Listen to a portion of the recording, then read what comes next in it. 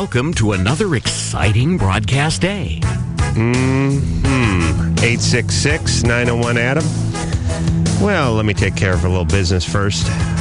We're going to have ourselves a vigilante crime-fighting grandma on the show. Bodybuilder, 62. Thwarted an armed robbery. She's coming in. We'll talk to her about that. Charley Steiner, sportscaster Charley Steiner, is going to be on the show. Tommy Chong, legendary Hesher, Tommy Chong. I think I'm going to see him Thursday at the Playboy Mansion for some sort of pot thing. I'm not even, I don't care that much about pot.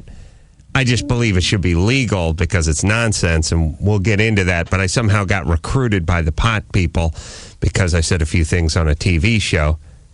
And basically what I said was, and what I didn't understand is, if you have more than, by the way, producer Angie is here doing news, filling in for Rachel Perry today. Good morning. Hey.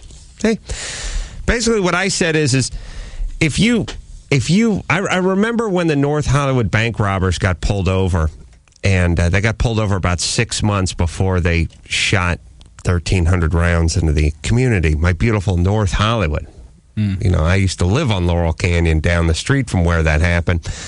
Scared the crap out of everybody. But the point is these guys got pulled over a few months before the robbery, and in the trunk of their car, I think they pulled them over in Burbank or Glendale or something, one of the cities a couple miles away from North Hollywood. In the car, they found police scanners and ski masks, body armor, banana clips, and automatic weapons.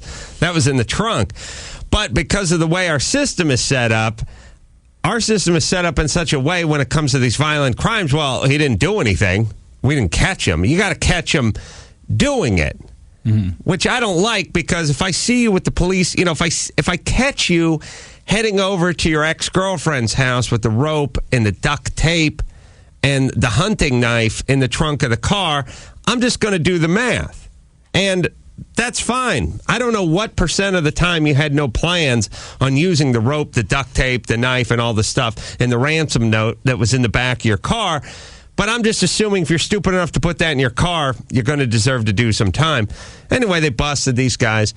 They gave him a slap on the wrist. They did a little bit of time. They actually gave them back, like their police scanner and their ski masks and stuff like that, some of their weapons and that kind of stuff. And then later on, they went on to do the North Hollywood bank robbery, although they'd been robbing other banks in this sort of takeover manner like that.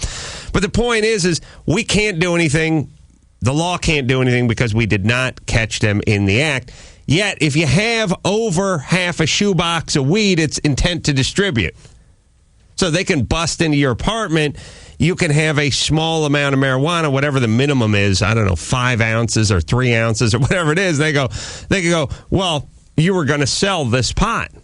And you could go, you didn't catch me selling this pot. We're in my apartment. I'm just sitting here alone with my hay bale of weed. Yeah, that's intent to distribute. And now you're going to get 10 years minimum, mandatory minimum, which I think is, first off, as effed up as it gets, because I don't care if the guy intends to distribute the weed. I do care with the intent of the guy with the ski mask and the body armor and the duct tape. That's more the guy. As a society, too. Could we just go ahead and prioritize? Could we just go way out on a limb and I'm just going to go way out on a limb and say, I speak for the lion's share of citizens when I say we are more interested in the guy with the modified AK-47 and the duct tape and the body armor and the ransom note than we are the guy with the weed. We're going way out on a limb and say speak for most people. Just your North Hollywood example.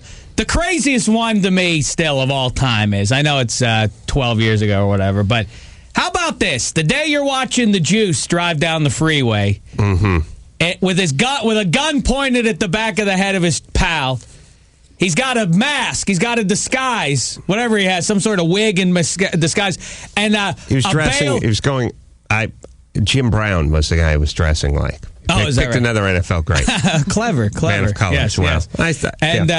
And on top of that, he's got a bundle of loot on him. He's making a run. Yeah. At that moment, neither when he's here doing nor that, there. at that moment, would you ever imagine that OJ would walk after when you're watching that at that moment? No. That inadmissible. Yeah. That event, he was under stress. He wants to quit.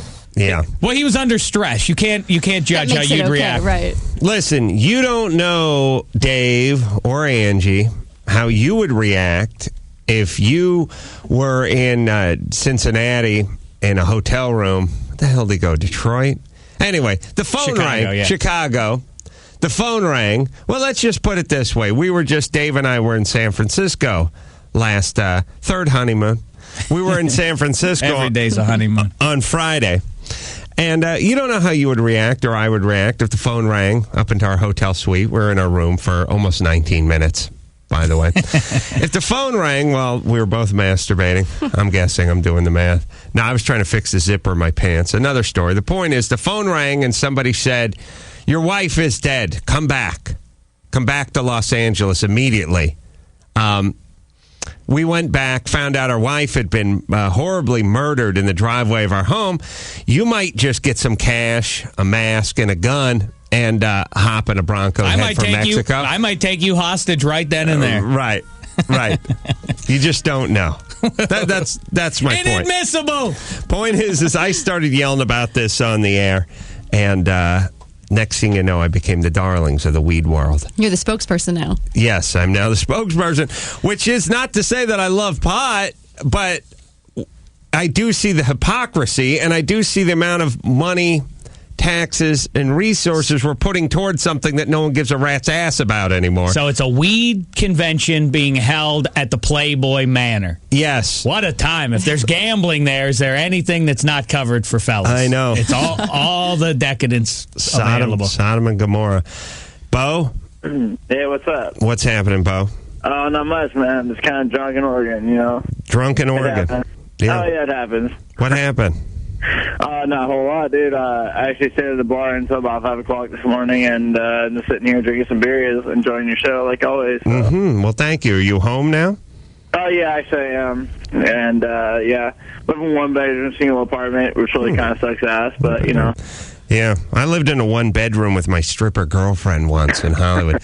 Oh, not a one-bedroom, a single. Big difference, boy.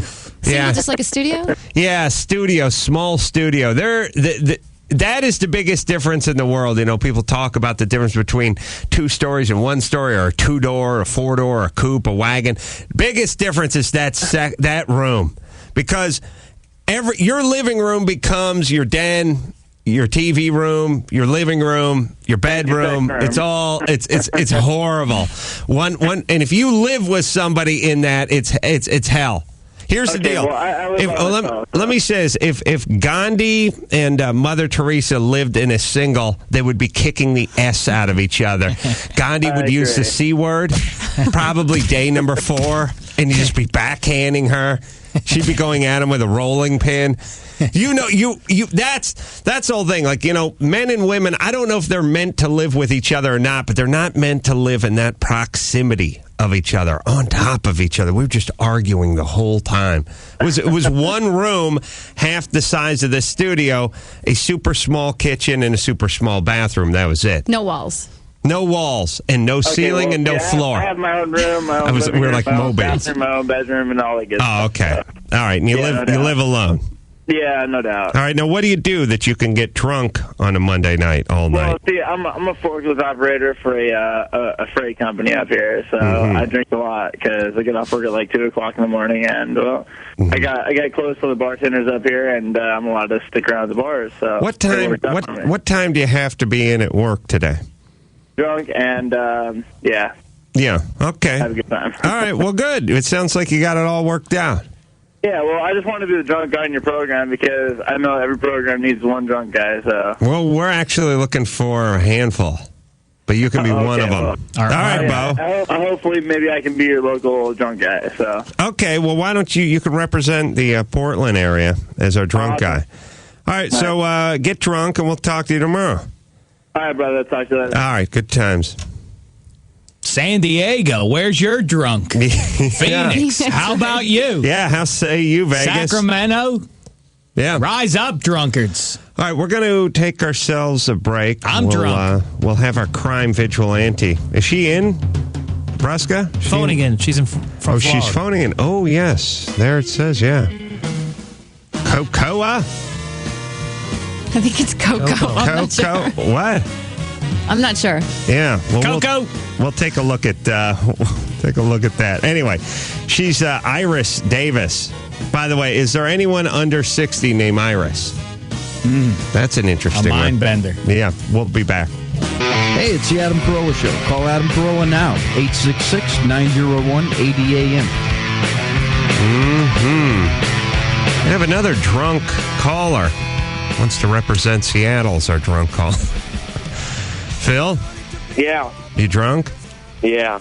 How long have you been drinking? Since 10 o'clock. Okay. So it's been some time. It's been about 8 hours, maybe more. Yeah. Well, yeah, I stopped about 45 minutes ago. Oh, okay. Yeah. All right, got to get this. What's wrong with you? Yeah. Get back to it. I know. Well, yeah, but this other guy calls in. He's like, I want to be your drunk guy, right? Right. Well, I'll tell you what. I'm the drunk guy because I'm drunk. That guy wasn't drunk, you know? Well, maybe he was just maybe you're just a lightweight and he was a heavyweight and he could hold his booze. That guy, was that guy drinking Everclear? That's what I want to know right now.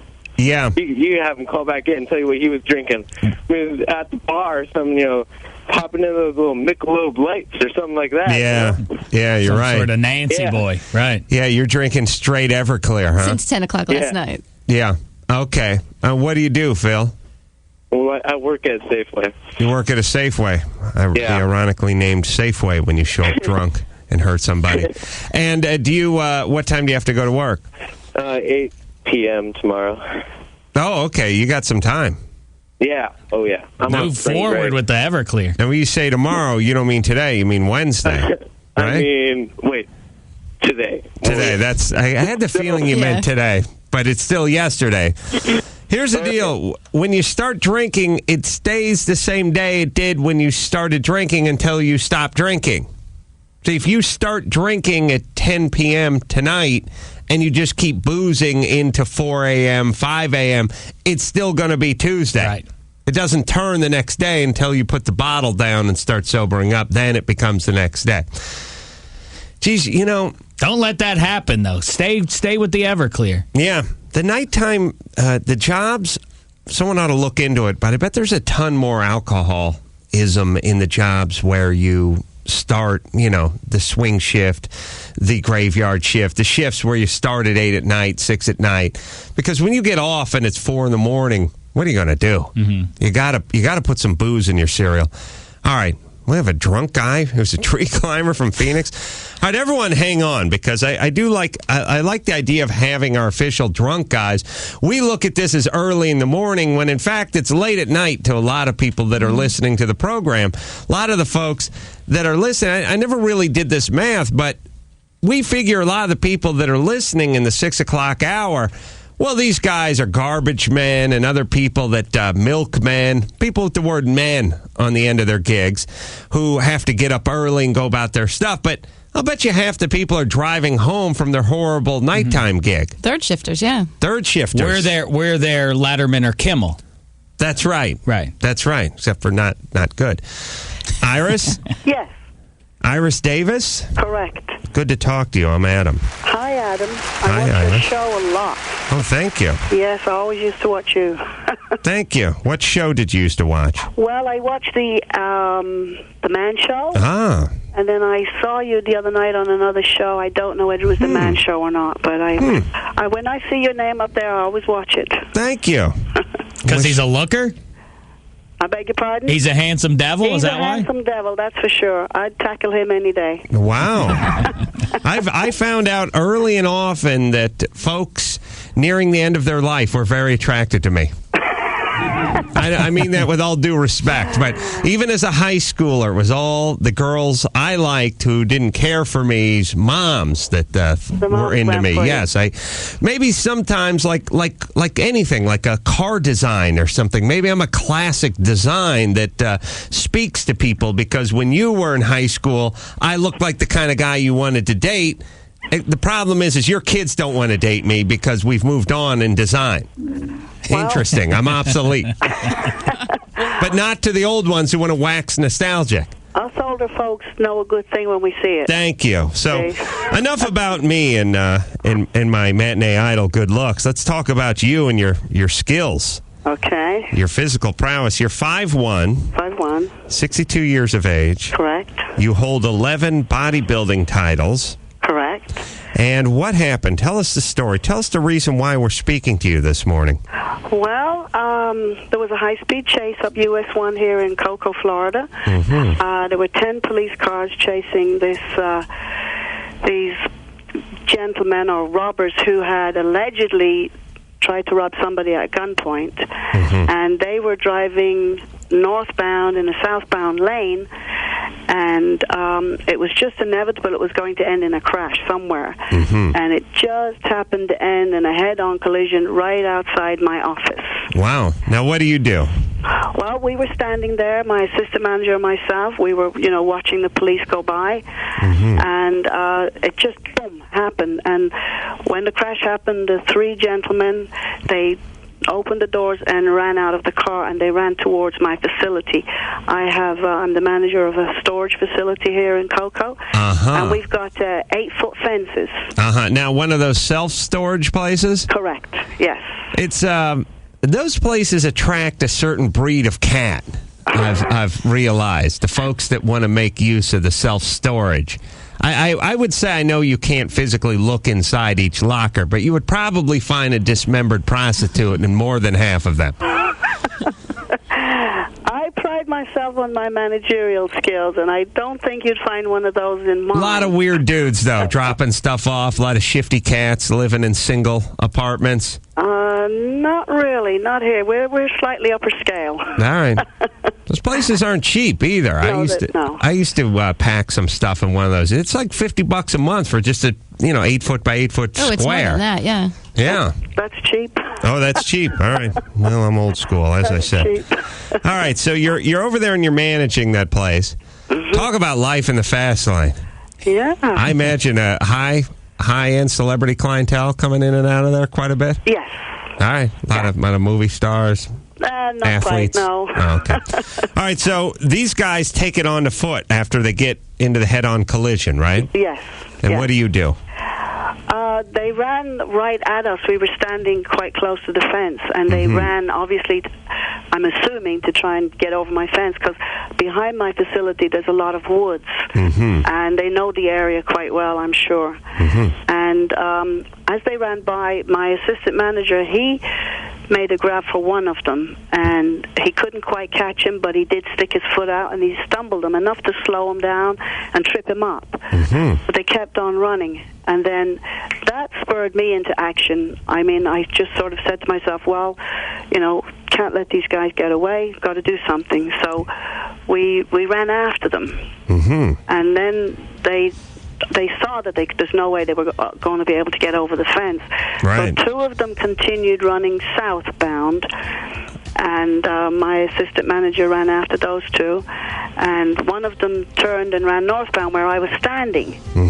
And I literally had about 3 seconds to make a decision, and I just remember thinking, do I step aside, or do I jump aside and let this guy run on by me, or do I just try and stop him because the police are after him? And I remember thinking to myself, I just can't let him get away. Right. And I just kept saying that, but I didn't make the decision till he got right beside me, and as he got to me, I just made a grab for his upper body and a slight tuckle.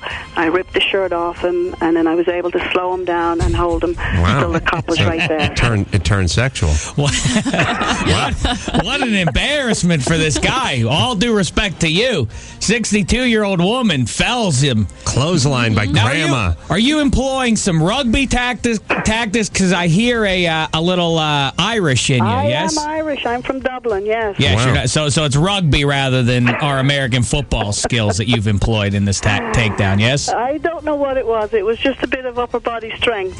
Yeah, well, those years of bodybuilding have paid off. Yes.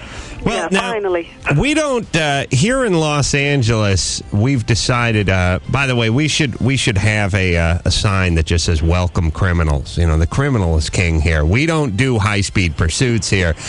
We just sort of basically what we do is when our cops can't chase anybody too closely because that would then be, there'd be lawsuits against them. So they like to trail behind these guys until eventually they run over enough kids that the kids become caught up in the fenders of the car and they're unable to move forward anymore. And then we'll get out and apprehend them once these guys have, gotten hold of an attorney.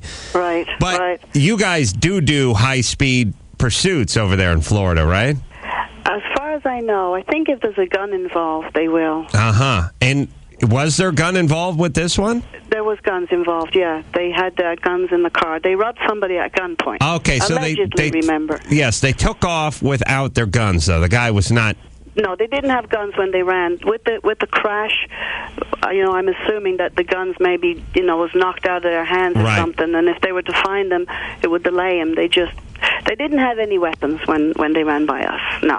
Yeah, and so you pounced on this guy. You wrestled him down. You tore his shirt off. You took his pants off. You got his underwear.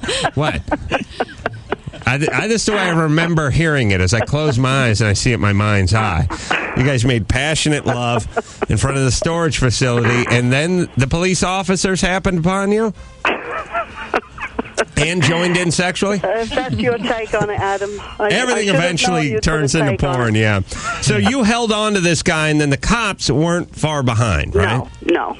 The cops were, right there. Because remember, they were on the other side of the street when all this happened. Right. And it was just enough time for them to drive over the median and run. So now what? Keys to the city? How does it work for you? Where do you go from here? Where do I go from here? Just back to my good old life, working every day and training and...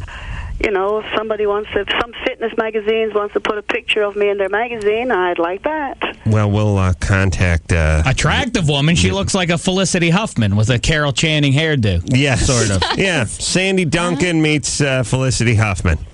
Felicity Duncan. Become a superhero. Devote your life to crime fighting.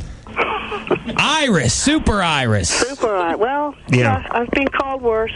Hey, Iris.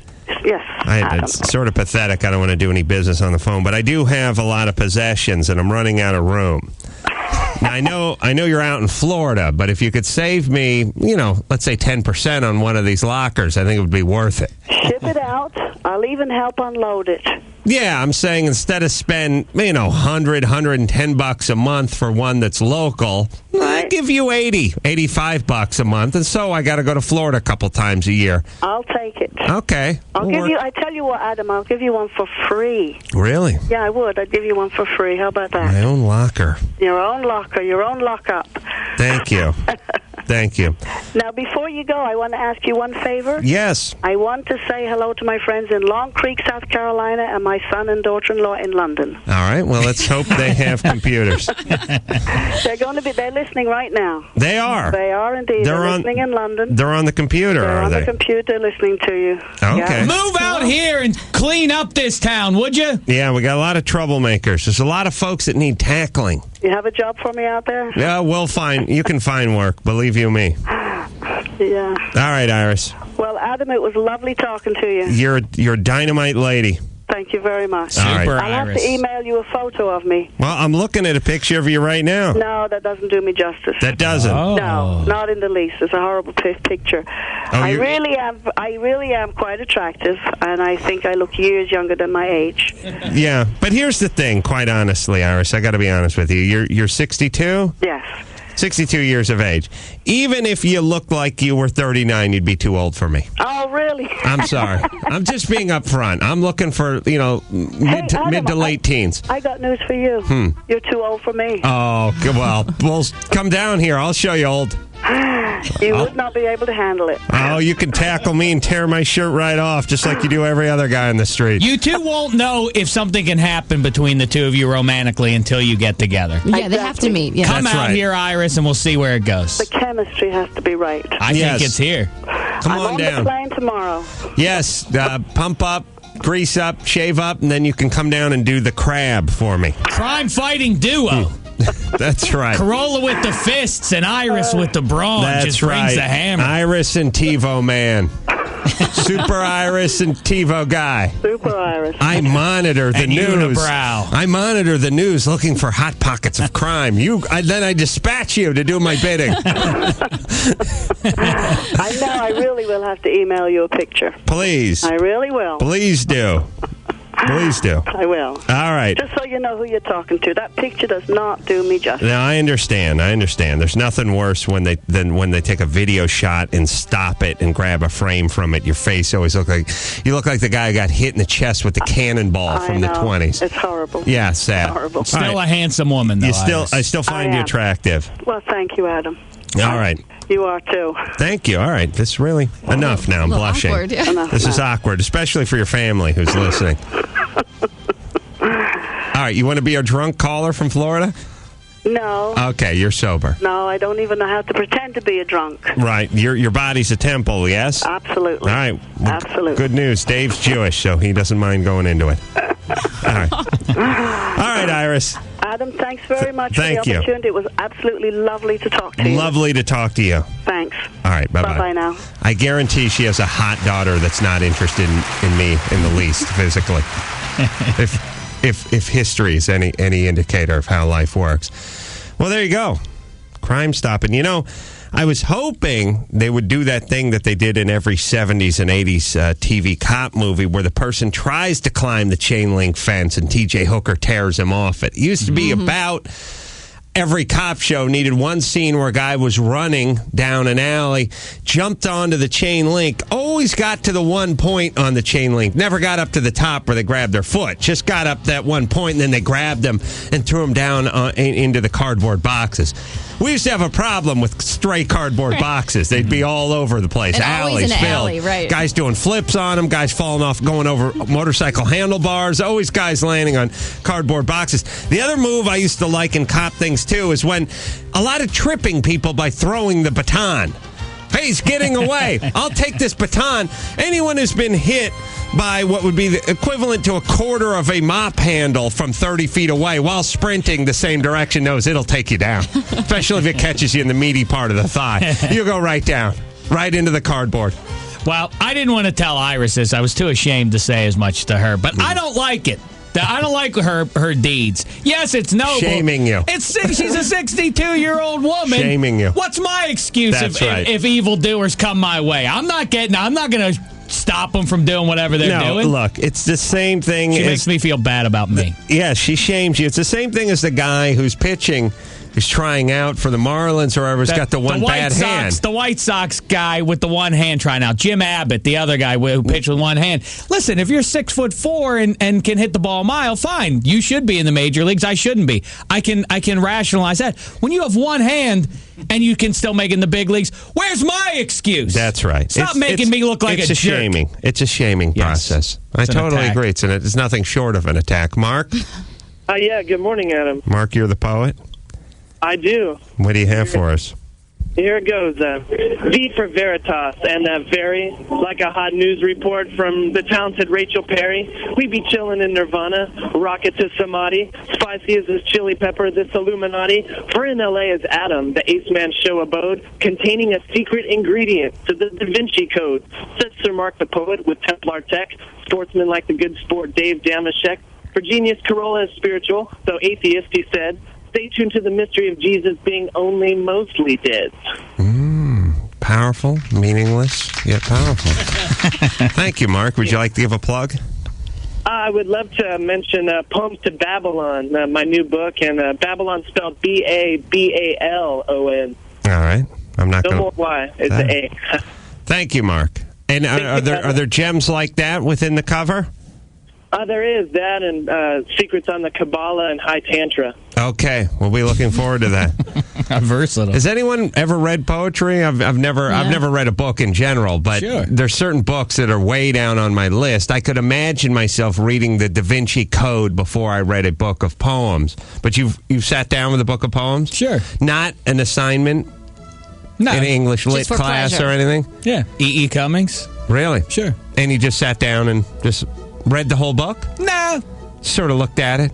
No, I read, several Passages. entries and moved on with my day. Wanted to see. Hello, Mr. Fancy Pants. So be it. I'm refined. Did you want to see what you were missing? Was it? Did somebody tell you? Pick up this book. Look at page 186. Was it? I guess directed toward anybody? Was there a girlfriend or anything? No, that wasn't the point of doing it. Just did it on your own. Right. Wow. Yeah. To read. Gaying. All right, let's move forward. No apologies coming for being a refined gentleman. Kurt, Yes. you want to be our drunk caller from Phoenix? Yes, I do. All right. When did you start drinking?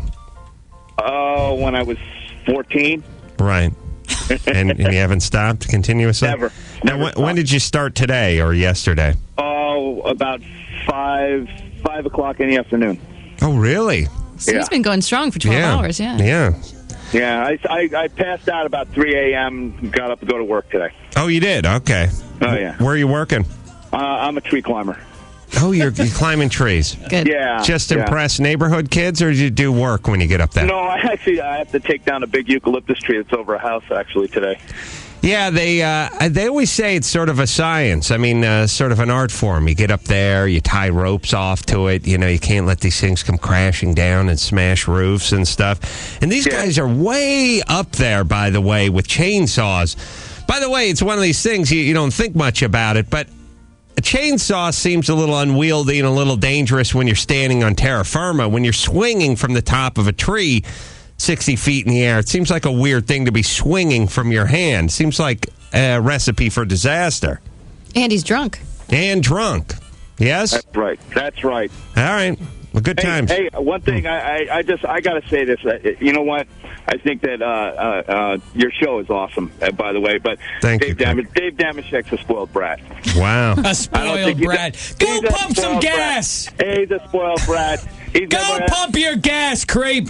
You've never gotten your hands dirty in your life. That's right. He doesn't know what it's like. Yeah, we'll see who winds up with Iris. She may be all over Carolla now, but when I start reading her some William Butler Yeats, He's refined. she'll swoon.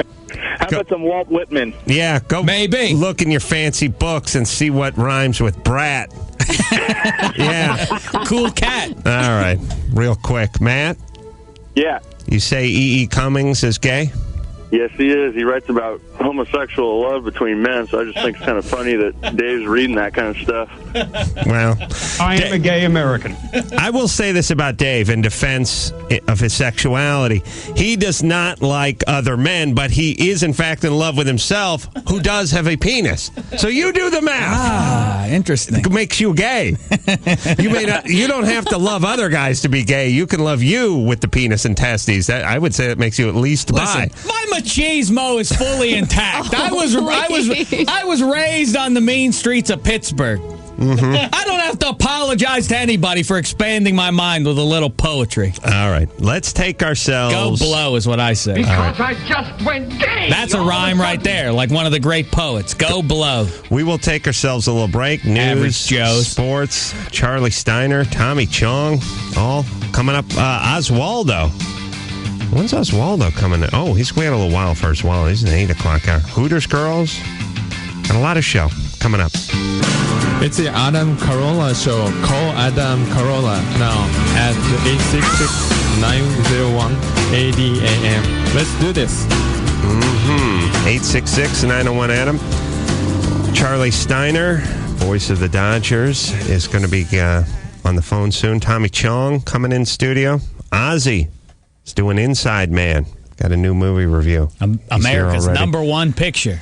Yeah. #1 movie critic. Nicaragua's #3 movie reviewer is going to come in here and review it. Also, let's see, where were we? Yeah. So we came across an interesting story yesterday. There's this documentarian, this Parvez Sharma. He's a gay Muslim. And he's already made a documentary about homosexuality in the Jewish world, and now he's got a new one that's causing ripples throughout the Muslim world. It's called "In the Name of Allah."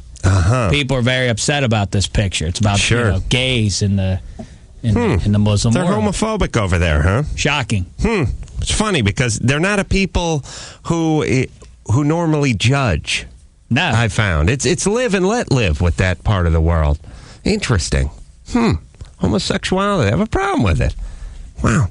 Well, we've, and I've always thought sometimes when people protest too much, there's a little energy there. Absolutely. You know what I mean? Maybe there's a little more homosexuality in that region than they'd like to admit, and that's why they fight against it so bad. So oftentimes when you have the guy who's gay bashing, they do these tests. They hook guys up to tumescence monitors. Bruska's hooked up to one right now. Right now he's at a level 6. That's just below morning wood. That's above leather and below morning wood. Somewhere in there.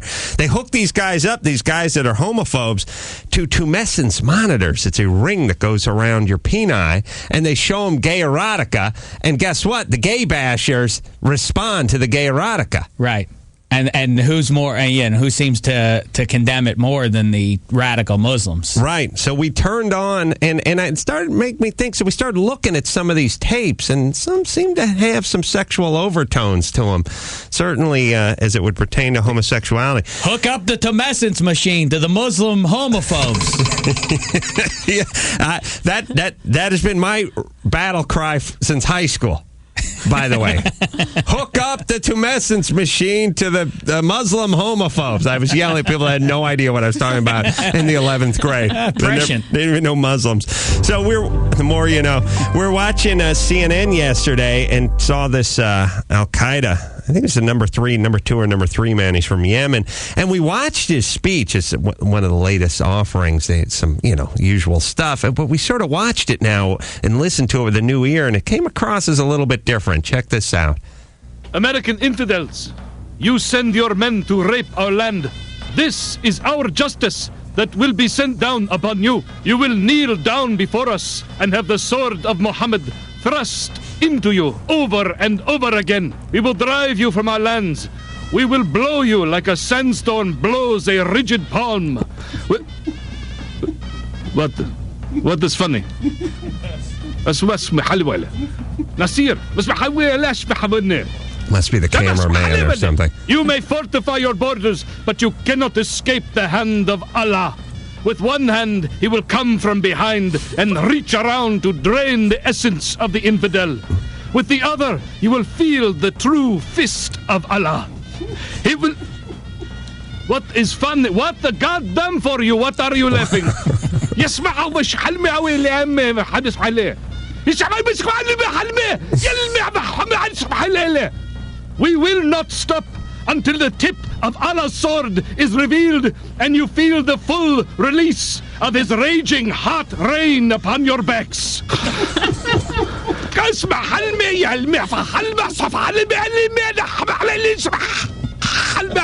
Wow.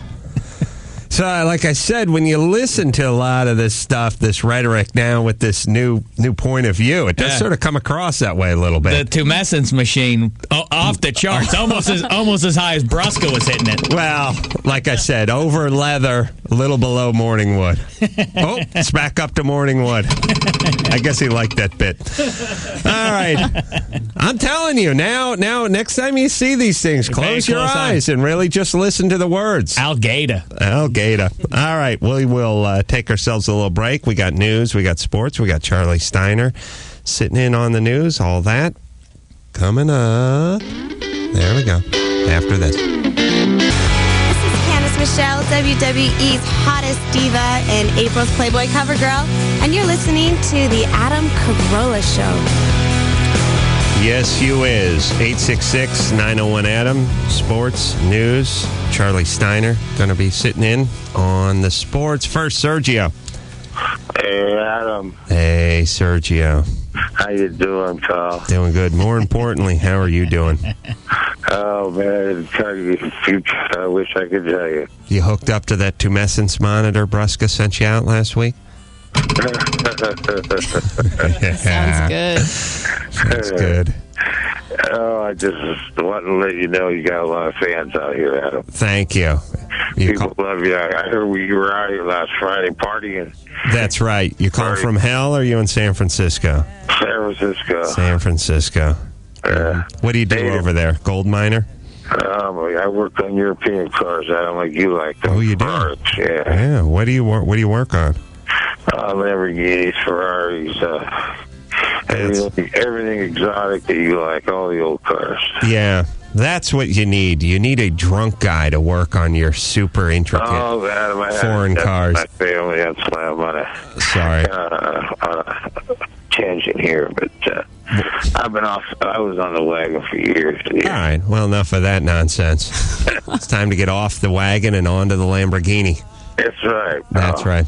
Which one do you like? What car do you like?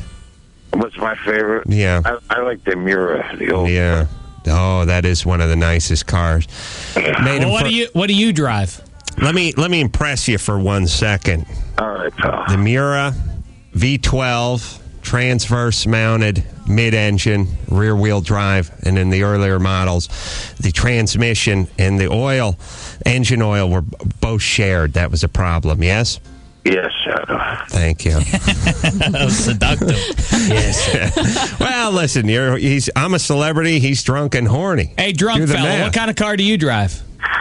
I've got a Daihatsu Charade 97. No, I got a Cadillac. Drives a Caddy. Not too bad. Everything, but I have a project car I'm building too. Though. That's right. What is it? I got a 65 Ferrari. Nice. Which one? GT. GT what? Spider. Oh, Spider. All right, convertible. Well, nice, Sergio. All right, you have fun syncing up those Webbers, all right? Yeah, hey, man. You know, there's nothing but a nightmare, those things. Yeah, I know. All right, let me tell you something about cars. Cars, this is life. It really is. If you want the beautiful, the sexy, the high performance, there's a price to pay. I know it's an analogy I've made before, but that's pretty much how life goes. You want to drive. It's that way with relationships. It's that way with just about everything, though. You want to drive a beige Taurus wagon your whole life, you'll be fine. And if it gets hit in the parking lot, with a shopping cart or something, no big deal. But if you want to drive the sleek and the sexy and the high performance and all that, it's fantastic. It's just there's a price to pay. Mm-hmm. The insurance is 10 times as much. The upkeep is 10 times as much. And half the mornings you go out and turn the key and it doesn't start. Mm-hmm. That's sort of how life works. But when it's running, you get to be seen in a sexy, sleek, and beautiful automobile. I see. Well, I was thinking for this poor drunk fella, what a shame it must be to work on beautiful cars all day, though. A Cadillac isn't that big a drop-off, but if he gets into his 91 Geo Prism, it's like if you work on shooting, bisexual pornography all day, girl-on-girl porn, and you're holding the boom mic, and then you go home to your fat old lady. Yeah, it's the same sort of thing. Sad. That's my life. That's my life. Holding the boom mic with the tumescence monitor around it. But it's also your passion. It's my passion. Yeah. Well, look at it this way, though. This is a rough gig, but my old gig, in many of my old gigs, I used to have to go into, multi-million-dollar custom homes and do, custom closets for people who lived in $8 million condos that overlooked the ocean and stuff like that. Putting more into their closet than I had into my entire house, and then back to your single. Then go back to my single with my stripper roommate and driving home in a panel van with a bunch of born-again gangbangers. Yeah, worse. But you also tried on all their clothes and walked around and wiped your essence nether regions all over their clothes. Thank out you. Of spite. All right. Sergio could be our drunk representative from San Francisco. All right. Now, as you know, we're trying to, we just figured this out this morning, but we want a drunk person from every affiliate we're in to sort of represent. Perhaps we'll have some sort of charity softball game or something. That'd be fantastic. At a certain point. Strong candidates out of the gate. A lot of good from many drunkards. towns. Yeah. What do we have covered so far? We have Phoenix, Portland, Seattle, and now San Francisco up in this piece. Yeah, come on, L.A. Come on, Vegas. Where's my boozers? I know, Vegas. It is time. Does Angie count for Vegas? Yeah, I guess so. Speaking of Angie filling in for Rachel Perry, it's time for her to do her news. The battle over immigration reform moves to the Senate today. The biggest issue is the legalization process for the illegal immigrants that are already in the country. Let me just say this very quickly, because I saw the news footage of everyone taking to the streets and waving the flags of Mexico. And this happens quite a bit in this country. Whatever country you're from, a lot of people taking to the streets. A lot of people want their language on the street signs of their neighborhoods. They want to keep their culture alive. They've got a lot of pride about where they're from. Let me just give this very quick message out to all you people, and I hope you take it in the spirit in which it's intended. You are here because your country sucks. Do not ever miss out on that very important message. If your country didn't suck half as much as it does, you wouldn't be here. We didn't drag you over here. You came here, and you came here because something is wrong with your country. You understand? You are essentially somebody who is fleeing a bad, abusive relationship, coming into the arms of a new man and a new family, and wanting to put pictures up of the drunken guy that beat you all over the house. Is that what you want? Oh, yeah, Al. Sure, he had a problem with the sauce. Sure, he took it out on me. Let's put his picture up in the entry hall. Yeah, you must be very proud. You swam, you tunneled, you climbed, you scaled, you got in a coffee can and floated over from Korea. But yet, soon as you get here, let's start waving the flag. Do the math. You're here because your country sucks. Even if your country doesn't suck. All right, let's put it this way. Let's say this country sucks, as you like to say so often. Obviously, it sucks marginally less than your sucky country because you're here. You wouldn't be here if your country didn't suck. So please, get a job, learn the language, and go home and tear your flag down. Thank you. America. Our country sucks a little less than yours. Less than yours. Whatever you want to say about this country, whatever you want to say about the government, whatever you want to say about the military, it does not suck as much as your country. That's why you're here and we're not there. Thank you. I'm Adam Carolla, and I need your phone. We don't suck as badly as you do. That's my whole thing. We got too much pride. We're like, what? We're the number one. We're the greatest. No other nation. Now, I'm going to downgrade it to does not suck as badly as your sucky country. Thank you. Al-Qaeda member Zacarias Moussaoui testified that not only did he know about the September 11th attacks ahead of time, but that he and shoe bomber Richard Reed were supposed to hijack a fifth plane and fly it into the White House. Every time I see a picture of Richard Reed, I don't know whether to laugh or cry. It's like, well, he did want to take down a commercial aircraft. On the other hand, oh my God, look at this guy. Jesus effing Christ. What is going on? Boy, does this guy need a publicist. He needs some Vitalis and like 10 blade razor. All right, yeah, I know. I feel sorry for the poor guy because he has to have representation. They do their best, stopping the bleeding, making a case, and then this guy takes the stand and in 20 minutes undoes everything they've been able to do. Fantastic. Let's kill him. An official announcement came this morning that White House Chief of Staff Andrew Card has resigned, and he's going to be replaced by Budget Director Josh Bolton. Yeah, it's about time. Big fan of Josh. And in celebrity... Michael's brother. Less successful. Mm-hmm. In celebrity news, Sharon Stone's all over the place. She's promoting Basic Instinct 2. She's talking about sex and being naked. Here she is on David Letterman talking about how she decides if she looks good enough to be in a nude scene. I had my best friend come over. I put up the old one. I took off the flannels and went, "What do you think?" She said, "Go." Go. Yeah, meaning go out naked to the patio and kill yourself. I'll be in your kitchen eating. This is how we make our decisions in the world. Of course, Sharon Stone, you strip nude for one of your friends and say, "How do I look?" Yeah. What do you think the answer's going to be, Sharon? Right. What's her friend going to say? Yes. Oh, you look. This is how 18-year-olds. This is how 18-year-olds wind up ruining their lives going into the NBA because they say, "What should I do, fellas? Should I do it?" Man, you don't need college. Just go straight to the NBA. You'll make millions. You'll be the biggest star there. Bad advice. Like, what's shocking? Sharon Stone strips nude. Well, strip nude and ask us how you look. I'm sure we'll all say you look dynamite. The other thing is maybe not. I want to put a moratorium or at least an age limit on discovering your sexuality. Let's call it 45. What is she, 47? Mm-hmm. Yeah, when you become the age of one of my mom's friends, I don't want you rediscovering your sexuality. That's enough. You either get nude from 15 to 35 or you don't get nude at all. That's right, I went 15. Because in Hawaii, that's the way they do it. All right. She also mentioned... And she's also slowly going insane. Maybe she has syphilis or something. It's eating her brain. She mentioned that she might be in Playboy, too. She was in there before. She's going to be in there again. But she also talked about a threesome that was cut I'm going to have to build a time machine so I can masterbate.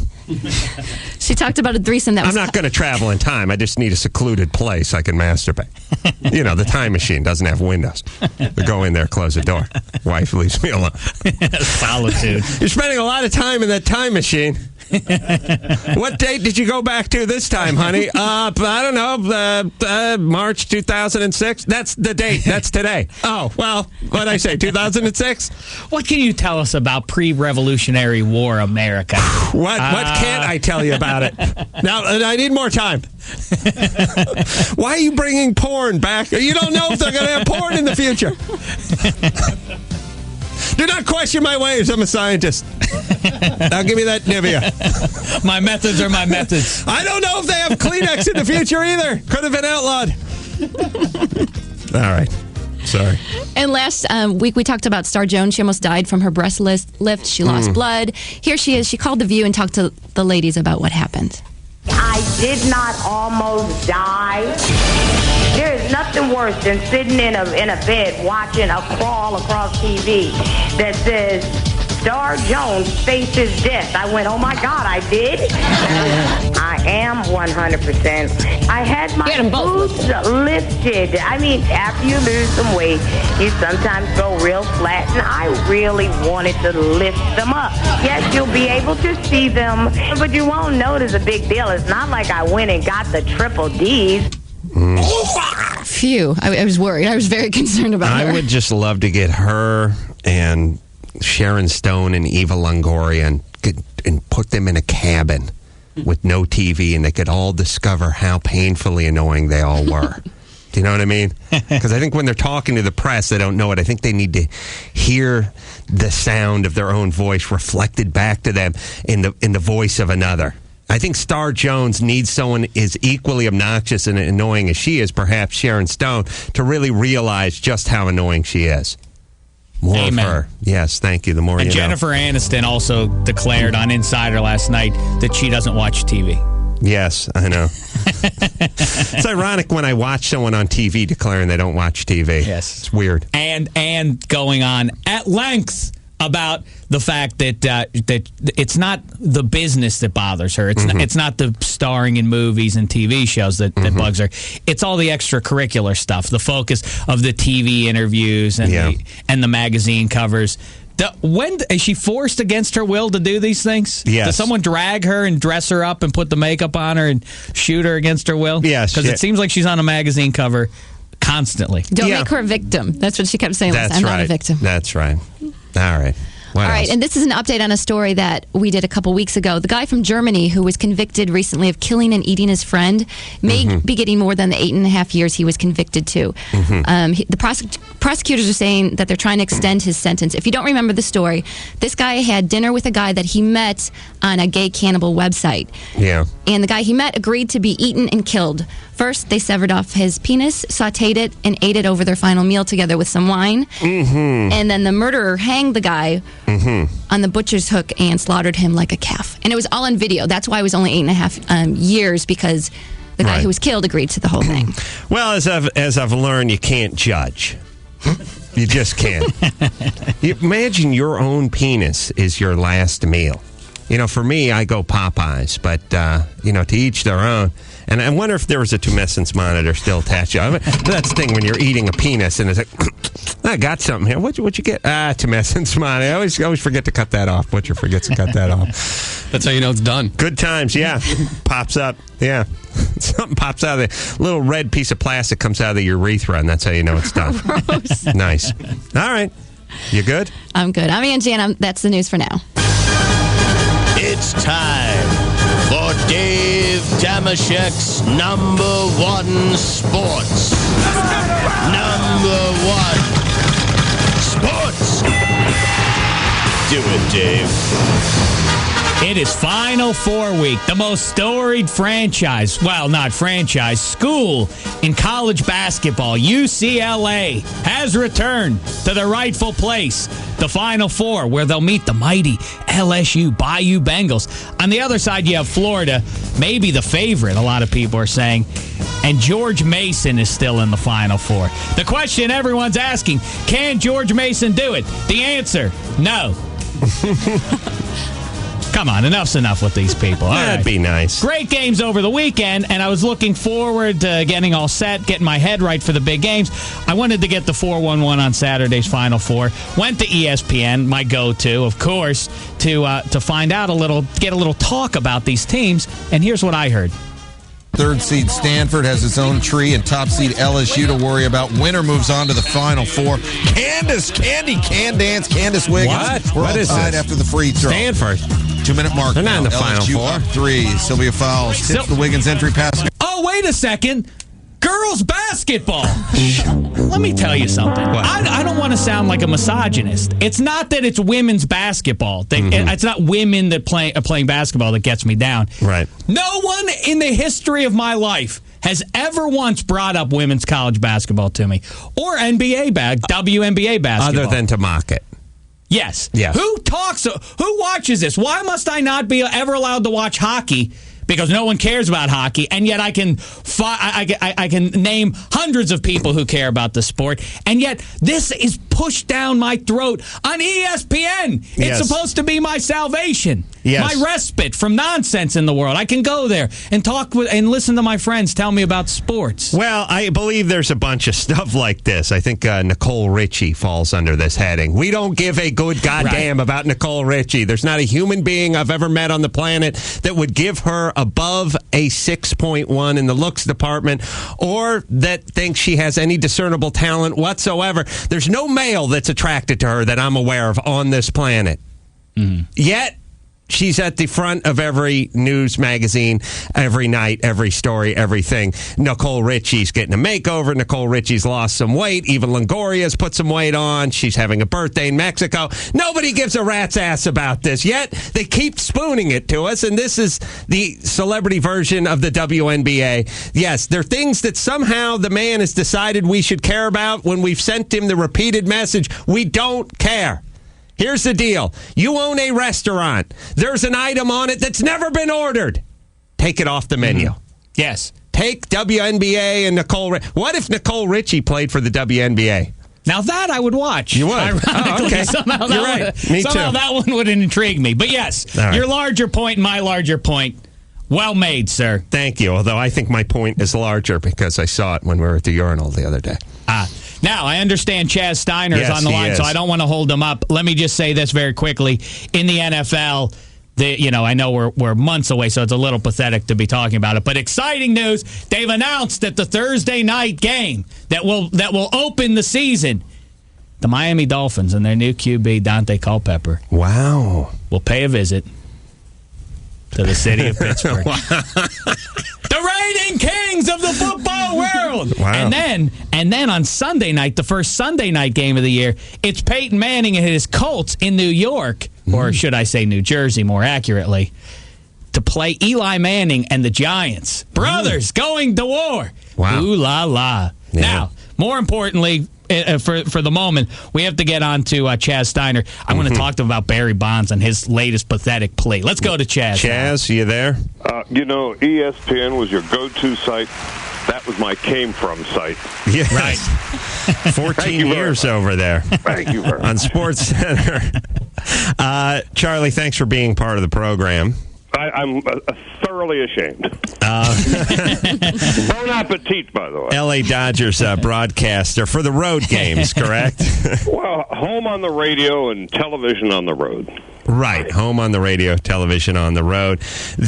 How say you about Barry Bonds? We know you're no fan. I don't know anyone who is a fan. But let me ask you this, because I've never met the man. Is there too much about what an a-hole he is? Might he be a decent guy and we're misreading him somehow? Is this kind of like a Nicole Richie kind of reference? Yeah. Here's a guy who has been pampered from the day he was born. The word no does not apply in his vocabulary. And so now when all of this stuff is coming home to roost, he's incapable of digesting it all. Well, that's an interesting point, which, when I used to talk to Jimmy Kimmel, the great Jimmy Kimmel, about him giving the guys on the Fox morning show a good ribbing when he used to be part of that. Terry Bradshaw. Yeah, Howie Long, who was 6'5" and 245 in the 9th grade. How much ribbing is this guy used to taking? Therefore, when now at age 45, for the first time in his life, some guy who's a foot and a half shorter but 3 feet wider along the waist than he is going to poke some gentle fun at him, and their idea is to smash a chair over his head. Not used to it, and I would say maybe the Barry Bondses of the world aren't used to it either, don't know how to deal with it. That's exactly right. Bonds is a walking, talking contradiction. At one point he hates the media, and the other point he loves being the center of attention. At one point he's not going after records, and at the other point that's all he's consumed by. Mm-hmm. So to try to get a fix on where he's coming from one day to the next, a couple of weeks back he said, I'm gonna retire at the end of the season. And then about 10 minutes later, he talks to another reporter. I'm not so sure about that. And so when you get the forked tongue from Barry Bonds, both things he is saying are true at that moment, but likely to change without warning. And so that's where this all stems from. And I've known Barry a long time. There are moments when he can be charming, but more times than not, because of this internal conflict, he's not sure which Barry Bonds is going to show up from one day to the next, much less 1 hour to the next. I always like it when people say that, though. That's the worst condemnation you can make about a person, is to say, hey, there are moments when Barry Bonds can be charming. So that is true for every person that's walked the face of the earth. Ted Kaczynski had his days, too. Yeah, they always do that. Yeah, there were times when he was sober where he was a great husband. There were 4 minutes back in 93. I'm not making a value judgment on what kind of a human being he is. I'm just telling you the observation that I've had knowing him over the years. There are times when you can sit down, be perfectly rational, and have a genuinely and generally ego-free conversation. And then moments later, he's off on Barry Bonds being Barry Bonds. The roids have turned his brain to mush, in other words. More than likely. I have, it's interesting because when you talk to people that are doing drugs, they're not who they are. And maybe, I know that this isn't necessarily a mind-altering drug, but to some capacity, I guess it is.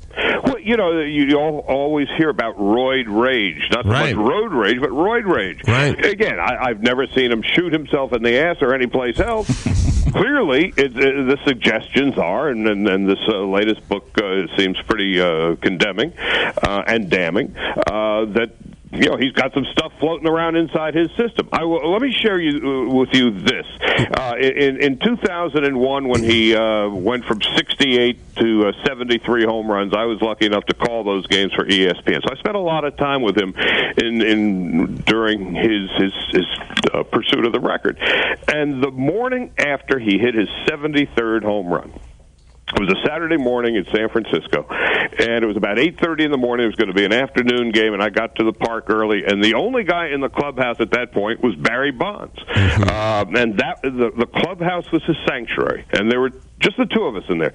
Bonds reading the newspaper, and me, and we're just chatting, and it was so fascinating to watch him read about himself the morning after he hit his 73rd home run. Mm-hmm. And I asked him, I said, what are you looking at? Is that Barry looking at Barry Bonds or Barry Bonds looking at Barry? And he looked at it for a moment. He said, it's Barry looking at Barry Bonds. Point being that really there were two separate people, the guy and then the home run hitter. And that's he's a split personality in many ways. Well, first, I've found another reason to hate him. He gets to work early. And you know the way I feel about those ass kissers. The other thing is this just came to mind. Obviously, his father was a perennial all-star, Bobby Bonds, right? Sure. And now you probably been around long enough to know his father, at least have met his father. Sure. What kind of guy is he? Because maybe maybe this could shed a little light on the whole situation. There were a lot of issues, and it's also pointed out in that book. Bobby Bonds, like all baseball players, they're away from their families 7 months out of the year. Right. Number one. Number two, Bobby drank a lot. And the stories were, and it's certainly suggested in the book, that he was a somewhat abusive father. Interesting. And then you throw into the mix, he was a terrific player. So here's Barry constantly being compared to Bobby. Oh, by the way, his godfather is Willie Mays. Right. Again, I'm not defending the guy, but these are the facts. Right. And there's always been this sense of great expectation. And as a result, his ego got clearly carried away. Yeah. And again, nobody has ever said the word no to him, and those who have been thrown by the wayside. Well, I don't want to steer the conversation back toward myself, but I know what it's like to grow up in the shadow of a great man. My dad was one of the better substitute school teachers at North Hollywood High had. And blowers of the flugelhorn. And amateur blowers of the flugelhorn. Yes, and then, of course, my godfather, Vince, who lived in the one-bedroom in Santa Monica, was one of the greatest part-time bartender / pinochle players Santa Monica had ever seen. There is pressure. I knew what it's like to know it's a burden, and I know what it's like to grow up in that shadow. But now I've carved out a niche for myself. Well, it's the game of shadows. This is a new book, part 2. Chaz Steiner, we are now 6 days away from opening day. How say you about the National League West? I think 2 teams in the National League West improved themselves from 6 months ago to now, the Dodgers being one and Colorado being the other. The Giants basically will win or lose depending on what goes on with the aforementioned Mr. Bonds with his knee, his head, and the media attention. I think San Diego took a step back, and I think Arizona's a year away. Having said all that, I like the Dodgers first. I like the Giants second. Padres third, and you got Colorado up there still, and Colorado and Arizona still a year away. All right. Well, we'll be anticipating the opening of the season. 6 days, did you say? 6 days away. Right around the corner. Love listening to Chaz Steiner. He's dynamite. Rick Monday and the incomparable Vin Scully. Thank you, Charlie. Anytime, guys. Thanks. Appreciate it. Bon appetit again. Thank you. Yes. I think he's still talking about the German Damashek's #1 sports. All right. So, as Charlie just brought up before we went to break, we did bring up the German who ate the other guy's penis and then ate him. I think we'll be doing one of our famous phone recreations. Maybe father hearing the bad news from the police department. About his victimized son. Yes, you can look forward to that after this. You're listening to the Adam Carolla Show. Call Adam now at 866-901-ADAM. 866-901-ADAM. Legendary comedian Tommy Chong going to be in studio in just a couple of few. Also Oswaldo, legendary reviewer Oswaldo's doing Inside Man. And then later on, Tommy Chong and Oswaldo hook up for a classic Cheech and Chong bit that we haven't told Chong about yet. So we'll see if he does it. Let's hope he's not listening. All right, now, as promised, from time to time we like to do these reenactments. You see a lot of them on the TV crime shows. Can't imagine how bad it must be, right? So we try to bring it to life. What must it have been like? That's right. Of course, we weren't there, but this is, and we're both intelligent men. This is as close as we can estimate. Now, we are going to reenact what, Dave Damashek? Well, there's the story from a little while back about 2 guys who met on a gay cannibal website in Germany, where the one guy nicknamed the Cannibal of Kassel. He would meet fellas online, and they'd come over, and then he would kill them. He'd cut off their penis. Well, he'd cut off their penis, then kill them, and then eat them. He would eat the penis with the person. Right. He'd saute it, kill them, eat the rest of them. And so what must this be like if you're the victim's parents finding out about your child? Who's been consumed dead. by the Cannibal of Kassel. All right, so that's the phone call. You're the police? I will be the police calling with the I'll be the father news of the victim. Right. All right, here we go.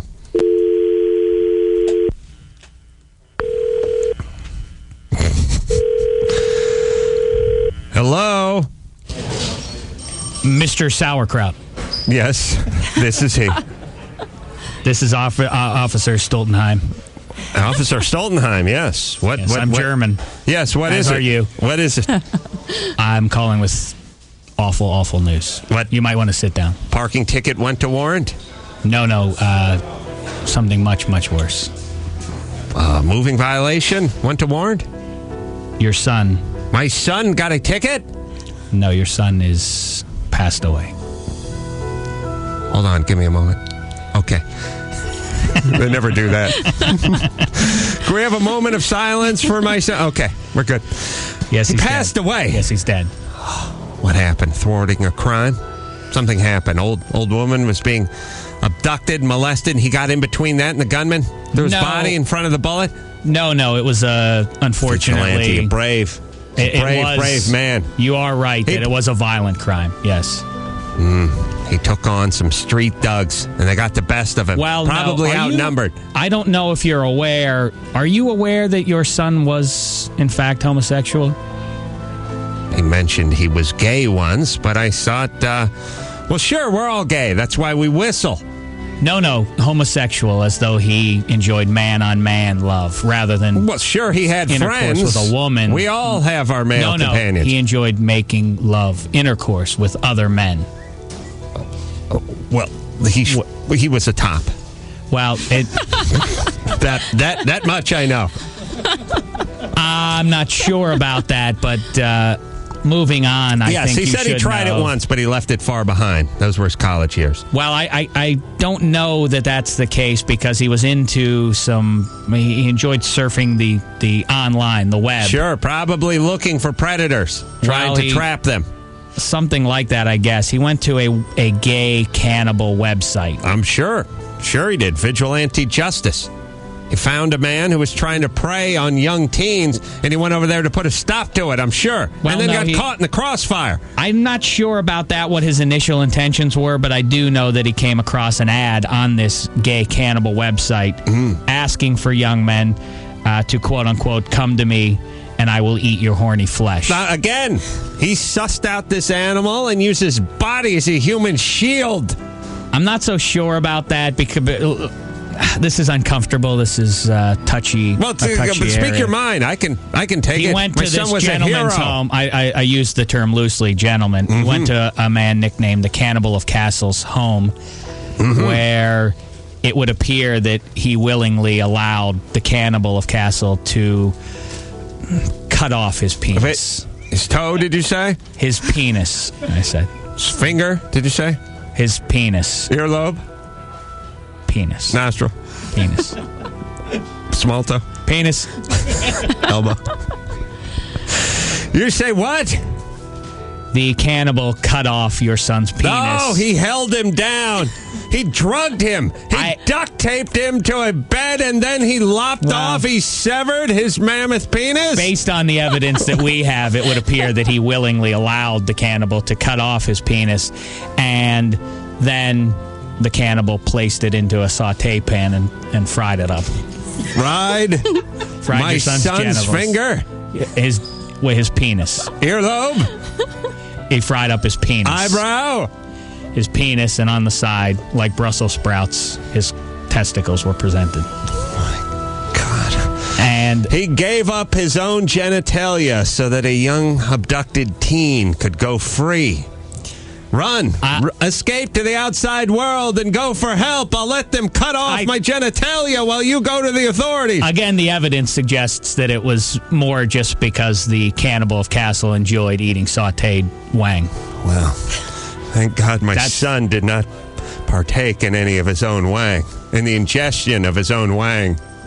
Well, he was, in fact, maybe had a little bite or two and then was to celebrate, I guess, the meal or punctuate the meal. It was liquefied, I'm sure, and injected into him while he struggled. No, I think he willingly went along with the eating of his own penis. Finger? And penis. Eyelid? And then the victim was stabbed to death by the cannibal. And so after this man wrestled my son's penis away from him, massaged his throat, forced him to ingest it, my son then in fact killed him. The two of them cooked up the aforementioned wang, ate it, and then, unfortunately, the worst possible news, the cannibal stabbed your son to death, and into different, carved them into different pieces, and froze them. And he's been gone for a few weeks now, and some of him is still available. I have some of it for you if you would like the frozen parts. I'd be more than happy to. Give me a moment. My father went the same way. Those seem like incalculable odds, and my heart goes out to you, sir. It'd be easy for me to blame myself, but I'm going to blame my wife. Well, as I say, I cut off many years ago. We were able to retrieve roughly 160 pounds of your son's frozen flesh. All 4 limbs, fully intact. One of the testicles. Oh well, there is a rainbow in this storm of hatred. Well, box him up and send him over. FedEx? Yes. All right. I'll have one of the guys run him over to you. Yeah, go ground. I don't want to pay the extra $6. That only makes good sense. Yes. And thank you again for your courage. Keep your chin up. Penis? And your penis. Oh. Thank you. And let the other kids know. Maybe the gay cannibal websites. Well, maybe if his life was not given up in vain, then it'll all be worth it. If this can stop one young man from consuming his own penis and then being hung from meat hooks and turned into fillets, then it's worth it. Actually, if it's just one, it's kind of a push. You know what I mean? They always say, if giving up my life can stop just one, but I would argue that's a push. From your mouth to God's penis. But 2 or 1.5, then we've made some progress. All right, thank you. And scene. Powerful stuff. You were wonderful again. Dave, you created... were sturdy in the role, but also fragile. We really felt that your son was lost to eating his own penis. I believed it. And I believed you in the role of the police officer. I really did. Yes. And again, thank you for creating a safe environment where my creativity could flourish. Well, I felt like that you were giving me a lot of room to take some chances, and I did. Well, I took full advantage of it, I think. You're courageous. Thank you. You're a hero. Right back at you. You're a hero.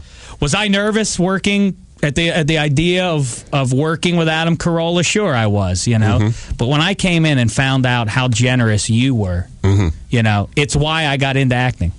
Wow. Thank you. Again. Thank you. Again, you're a hero. All right, we will take ourselves a little break. Speaking of heroes, Tommy Chong is coming in.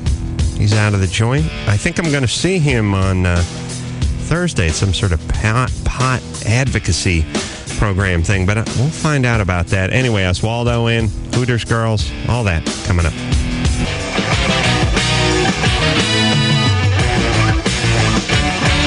My mama talking to me, trying to tell me how to live.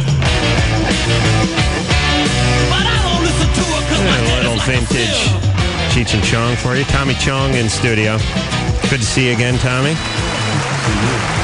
I think we got to turn this mic on there. Congratulations. Well, thank you, Tommy.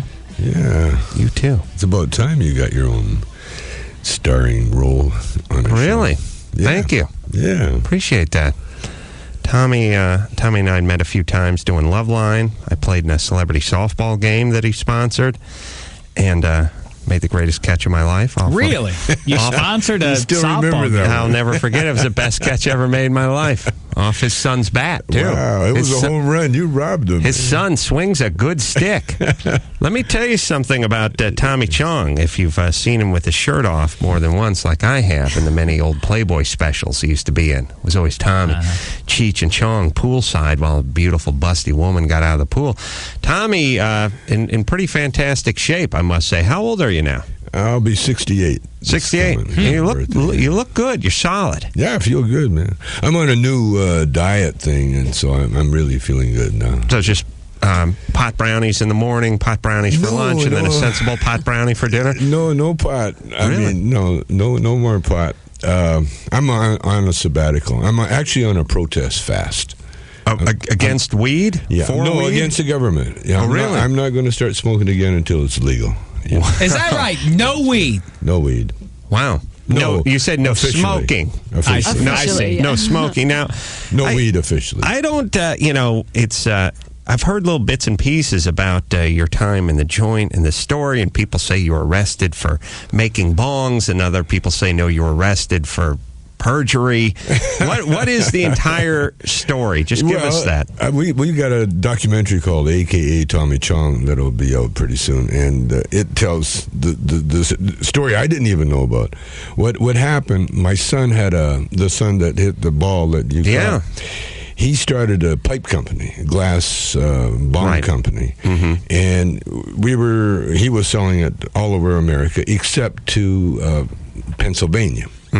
Where the home of the DEA, right? And what the DEA did, they kept trying to get him to sell the company to sell to the head shop the DEA set up in Beaver Falls, and our company wouldn't send it to him because it was on the map, and we knew that it was illegal. They would persecute.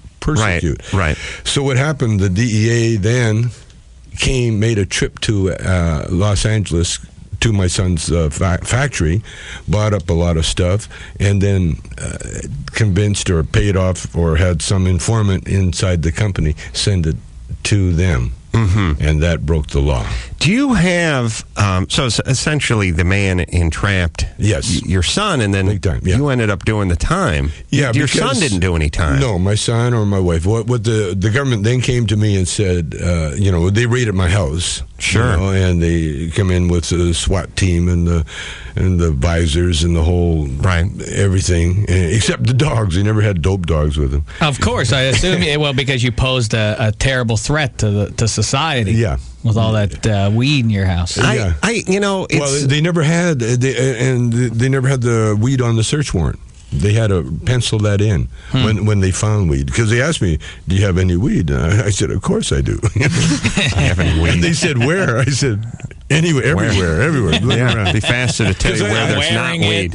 Well, I don't smoke that much, You're talking to an effigy of me made of weed right now. I'm actually working a microphone behind a curtain. Yeah. And then I told one guy, I said, "Well, there's a real good bud in the basement," and the DEA guy goes down and comes back up and he tells his superior, he says, "I can't find it." And I started bugging him, I started ragging on him. I said, "What kind of DEA agent are you?" Wow. He says, then he got a defensive. He goes, "Well, I don't have my dog." I said, "That's another thing. What kind of raid is this? No dogs?" He said, "Well, we're not really looking for pot." "What are you looking for?" Well, then the guy finally told me, bongs.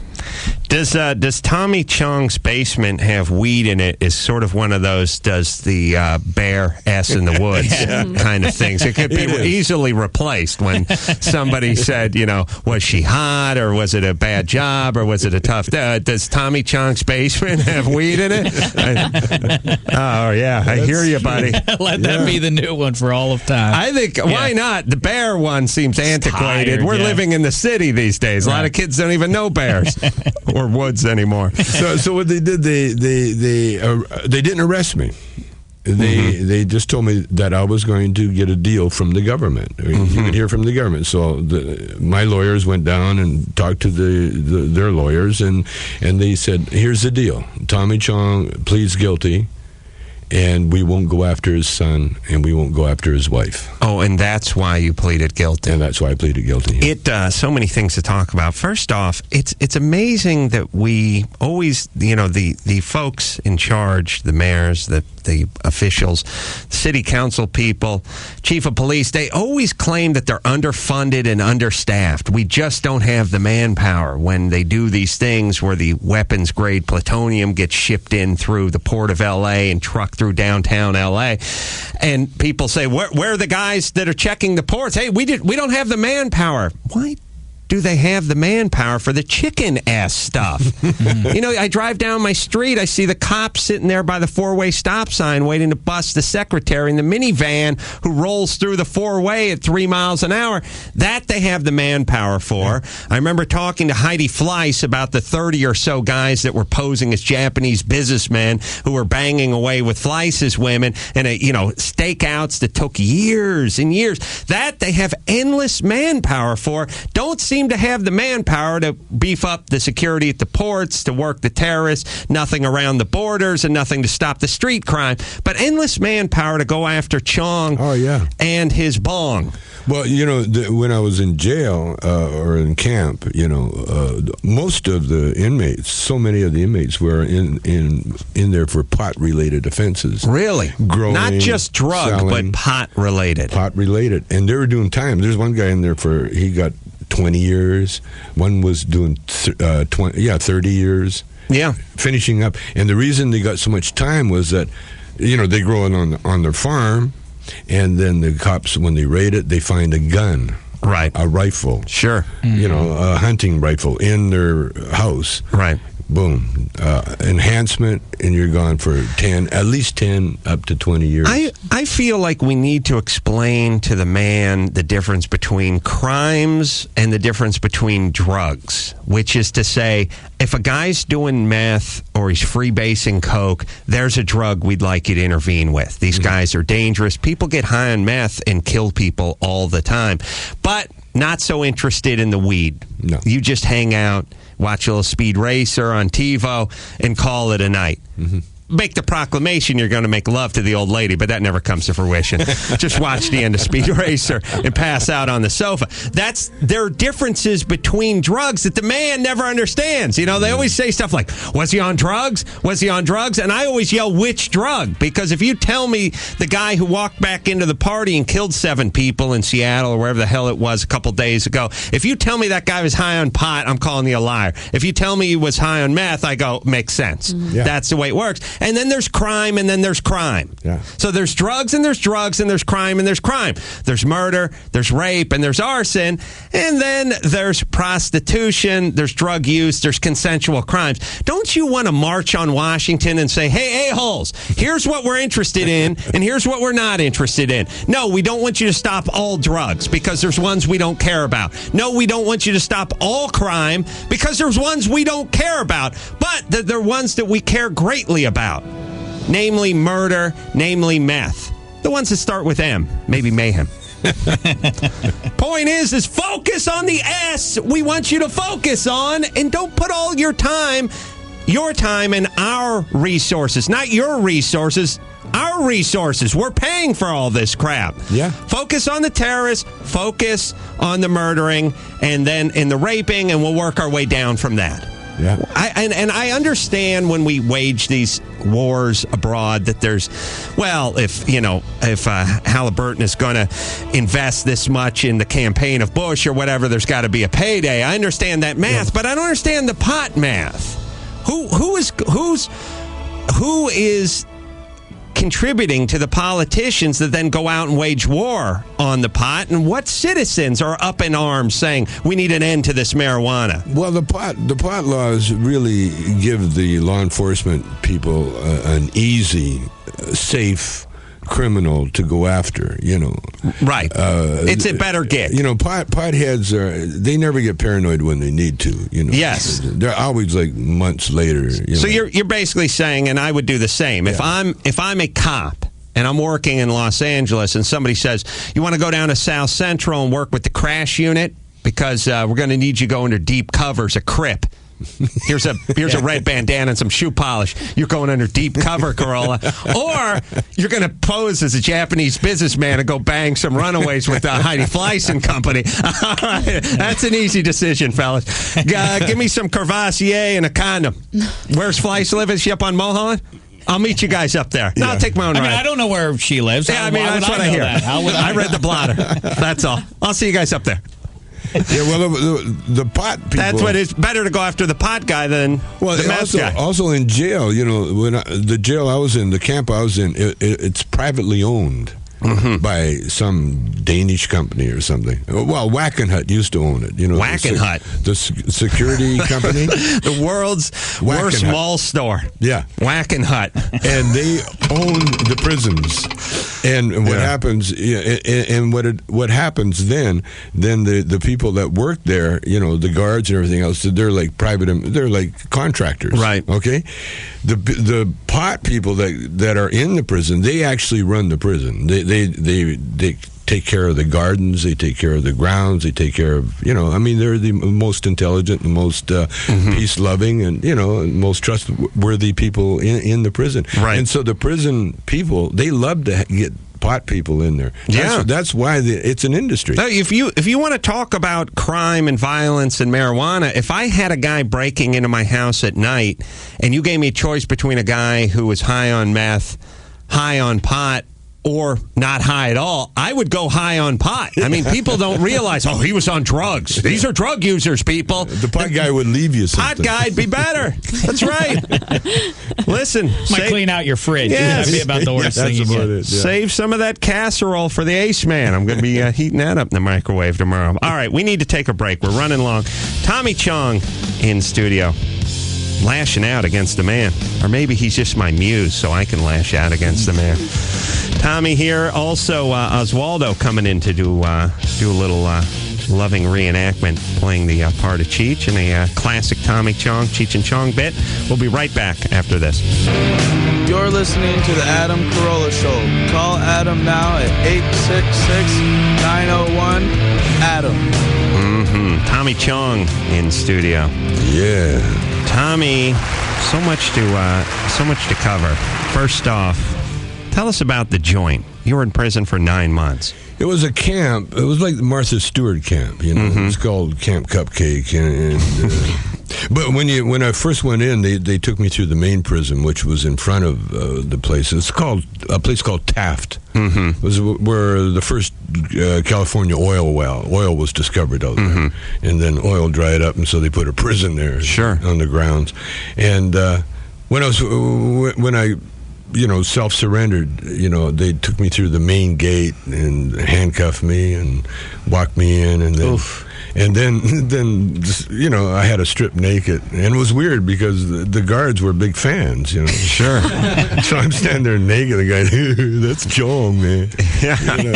Look at him. Chong's wang. I guess having the erection didn't help either. In terms of embarrassment. No, my dick didn't come with me. It sort of stayed behind. Smart.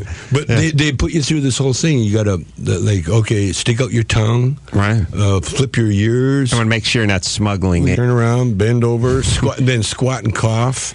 Wow. It was a whole dance. Oh, no. All naked, too. All the time. And then after a while, you get so used to it, Sure. You'd be, sometimes they'd search a bunch of us together, because there's so many in the visiting room. They put us all in one room and say, everybody squat down and do that. So after you visit with somebody, before you come back into the prison population, they need to check you out. Yep. They search you. How, couldn't they just put a nice sheet of Lexan between you and whoever you're talking to, so you don't have to do the whole squat and spread thing? It was a camp. And so you could hang out. You could sit at a picnic table with your wife. You're at a table. At one time, when the prisoners ran the camp, they used to bring their guest into the dormitory. A little conjugal action. Yeah, you could do everything, but when I was there, they were pretty strict, and they restricted. The visitors had so many more rules than the inmates. The inmates, yeah. So 9 months. Yeah, 9 months. 8 months and 1 month in a halfway house. There's a part of me that sometimes thinks, whenever I hear about, I would never want to go to prison for 10 years. No. But a month doesn't quite sound like enough. There's a part of me that thinks 9 months, I could get something done. Yeah. I would go write a script. I would read that E.E. Cummings poetry book that gay Dave Damashek said to read in the 6 o'clock hour. I mean, is there something to it? Are you a better man for the experience? I'm a way better man. You are? Yes. Would you say... Not years off my life, probably 10 years off my life. Added 10 years to my life. It added 10 years? Yeah, easy. Why? Years. Diet, sleep. You got a rhythm. You got sleep. I got all the sleep I needed. The thing is, when you're in jail, if you sleep, you're doing half time. Yeah, right. So I would nap every chance I got. Sure. And that was great. In the afternoon, I approach life the same way, by the way. I like to do halftime. Quarter time, if I can. And then, but you don't get anything done, and the reason you don't is because you're constantly around somebody, and you're constantly being counted. Mm-hmm. And so you're out for a few hours, then you got to come back to or get counted wherever you're at. Right, to get a lot of roll calling. They don't want you. They don't want the ex-comedians who are on a 9-month bong rap to tunnel out of the joint. Or no, you could walk away. There's no fence. No fence. You could walk away. There's a little. So the guy. There's a chalk line. boundary. We're all boundary trained. How about one of those shock collars they have for the dogs? No, and if you do walk away, they don't go after you. Wow. Yeah, because What kind of prison is this? It's a camp. It's an industry. Like I say, if you escape, then you get 2 years added to your sentence automatically, and you're never back in that camp again. And then you spend you do one hard. of the year, You don't want to screw that up in the hole. So it's not worth walking away. The hole at his prison is no cable. For 12 hours. Absolutely. Well, basic cable, but none of the premium. Well, that said, even though it sounds like a fairly soft prison, it still sounds bad. But the nobility of the fact that you went to jail because you wouldn't turn over on your son. Yeah. That's great. Ace, would your old man do the same for you? He'd sing like a canary. I've had cops show up at my dad's house just to sell tickets to the policeman's ball, and he's answered with, "What do you want to know about my son?" he's actually started to sell me out before. I think he's got weed in his basement, and if he doesn't, you can plant some. Yeah. Take him away. Yeah. Go by his house, search the cabinet in his master bedroom, but give me a moment. I'm going there first. And then he yells, "Honey, grab the heroin." There's a big difference between police and guards. Big difference. Big difference. Did you have guards? We had guards, and we had some of the guards were National Guard that were going over to Iraq. In fact, one guy that was my boss for the job that I had. Oh, by the way, I had a job. What was your job? Sweeping the sidewalk. Wow. And sweeping up cigarette butts. And they call the little scoop thing that you got a Cadillac. So my job was driving a Cadillac. There's a euphemism. So you were sweeping up, and there was no prison radio station or they had there was no comedy. You know what I'm saying? Take a guy who on the outside did this for a living and give him a gig inside that mirrors that. Well, they have I didn't even want that. I didn't. They asked me to go on the Christmas show. The gay barber that worked there. He ran the Christmas show, and he'd been running it every year for like 10 years, and so they wanted me to be the surprise guest. Sure. And I was all for it, because I wanted to do a little comedy, a little something. Then I realized I'm not going home after the show. I'm staying there, So I couldn't do anything about anybody. Right. Without getting somebody getting me in trouble, Right. So I just declined. But the warden showed up. Not the warden, but the camp supervisor. He showed up in disguise. It was just funny. The camp was full of humor. It was just, I was like a dog in a boneyard. Everywhere you look, there's humor. Something that you could find is funny. Very funny. Extremely funny. And that was one of them. When the camp supervisor, they came in with a baseball cap pulled over his eyes. You're trying to supervise, trying to get the inside skinny. He thought I was going to go do a show. Oh, I see. He heard that I was going to do the show. He wanted to see you perform. So he sat and watched all this bad Christmas show, like sure. Inmates singing Christmas carols and Born Again bikers singing. It was pretty. How was the food? Was the food horrible? Horrible. Yeah, horrible to the point where we would feed it. We would take the feed. It was all sugar and salt. Starch, and we'd take it out, and there were ground squirrels out there, and we'd feed the food to the ground squirrels, and the ground squirrels would eat until they'd break almost. Yeah, me and Jimmy so fat. Me and Jimmy went to a prison once just for a day, and doing a man show bit, and they had a gravy as a side dish, a congealed green gravy that was considered sort of a vegetable or side dish, and you had to have your own fork and spoon. It was a disaster. It was one plastic. of these. Everything's plastic. Everything's plastic. It's like, well, we who fly commercially know the same pain. That's the same food. That's the same. Yeah. Well, the food's a little worse on the plane. You guys didn't get Fiesta Mix. I would argue. All right, now we're running late again. We will do this bit. Yeah, you want to do it now? Yes. Right now? Yes. All right. Why right now? Why don't we take a break and do it when we come back? A lot of other stuff to do. Well, we got, let's see, Chong here, Ozzy's movie review. What else we got? We got our limericks to do. Hooters Girl. I think we should do it. We'll do it at the front, and then Ozzy will do his movie review right after it. Yeah, let Chong. Chong's been in the joint. Let him be with the Hooters girls for a little while. Yes. You creep. All right. We will take ourselves a break. Tommy's going to hang out. Ozzy and Tommy will recreate a classic Cheech and Chong bit. We'll do it right after this. I say Adam, and he says Adam. I say Hoffman, and he says Osman. Adam, Hoffman, Osman. That's just how Oswaldo talks. I say racist, and he says Racist. I say confusion, and he says Confusion. Racist, Racist. confusion, Confusion. That's just how Oswaldo talks. Yeah. Well, there it is.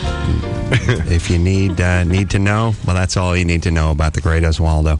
How are you, Ozzy? Very good, man. And yourself? Doing good. Ozzy and I have known each other for 16 years. We met while building. He worked with my buddy Ray doing earthquake rehab. Still mad at each other because Ray claims he stole his ladder. Ozzy claims Ray owes him money. So there's some bad blood there. But I picked up Ozzy 15, 16 years ago, and we built a gym together and several houses, and we've been thick as thieves ever since. So, do you want to trade for? Do you want? I could use an Ozzy. You could use an Ozzy. Yeah. We all need an Oswaldo. I got an old Cheech I'll trade you. I'll take Cheech. You take Oswaldo. Are you guys talking? Are you getting along? Is there a reunion in the plans? Not really. Oh no, yeah, we are. We're talking. We're working on a play. Really? Called the Up and Smoke the Play. Wow. Yeah. And so you guys are you guys friends? Would you call yourself friends? Nah, yeah, you know. I know so you got a little stick up his, you know what? Yeah, I know so much about him. He knows so much about me that we're kind of.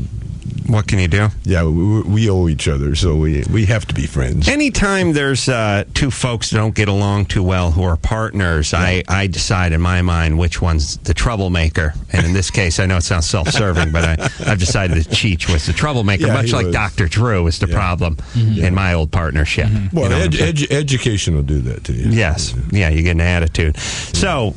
as long as Cheech can't be here, we decided Ozzy should take his place, and you guys, since he has a little bit of an accent, as you might be able to tell, we should recreate the classic Cheech and Chong bit. Dave's not here. Are you ready? I'm ready, man. Ozzy and Tommy, you ready? Yes. Okay, let's go. Who is it? It's me, Dave. Up and out, man. I got the stuff. Who is it? It's Dave, man. Up and out. I think the cat saw me coming here. Who? It's Dave, man. We open up. I got the stuff with me. Dave? Yeah, Dave. No, this is Whisper. Come Whisper. on, man. Whisper. Ozzy, Whisper. Up and out. Whisper, I think the cop saw Ozzy, me. over here. Whisper. Dave's not here. No, man. I Dave. Whisper. You got to whisper here. Whisper. Snore. Hey, coming, man. Who is it? It's Dave, man. Man. Will you man open? I got the stuff with me. Al Pacino? Who is it? Oh, what the hell? Man, open up the door. It's Dave. Who? Dave. D-A-B-E. Will you open up the door? Dave? Yeah, Dave. Dave's not here. Oh, classic Cheech and Chong, man. Well, there's your Cheech.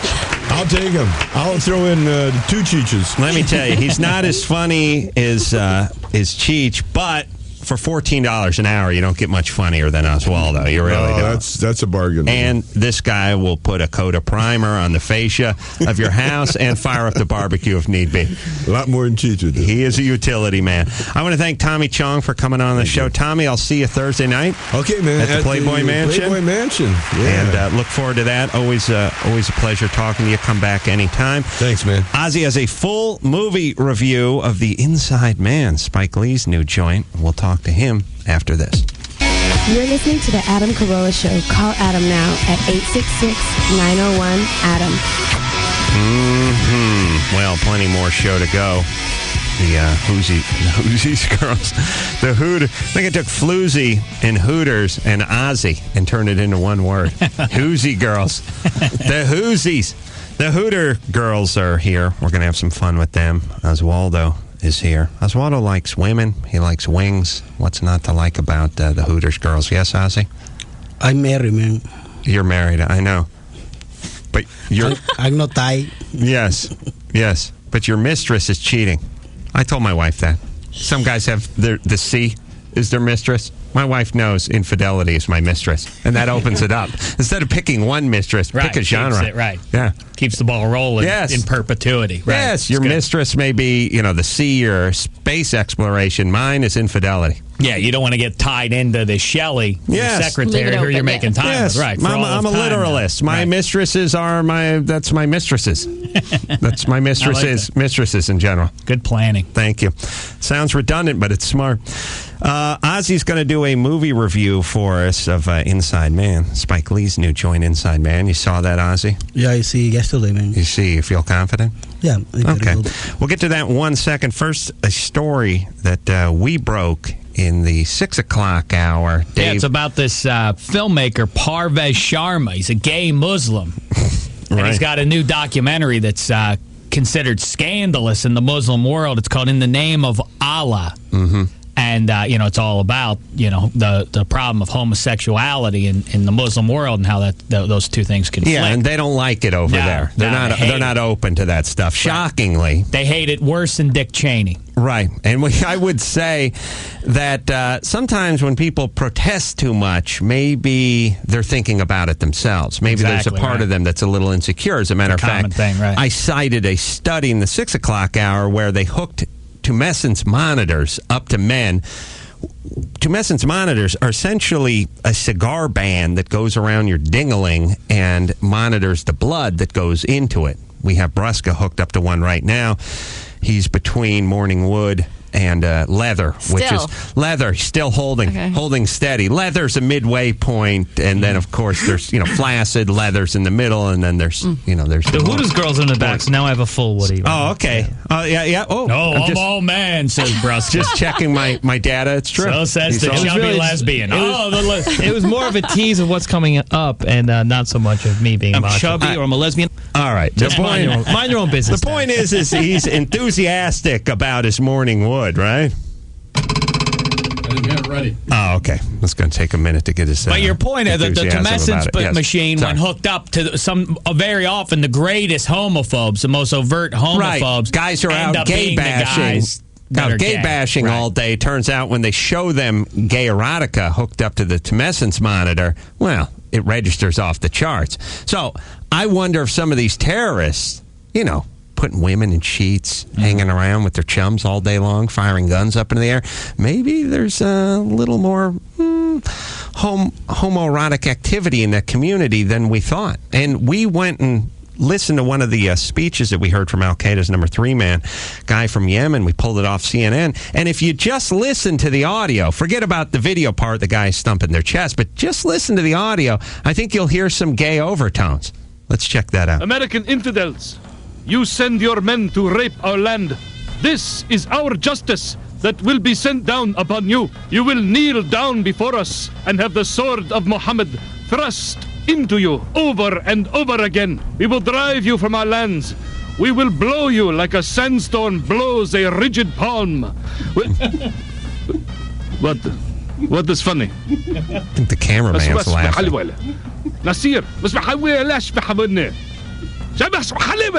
You may fortify your borders, but you cannot escape the hand of Allah.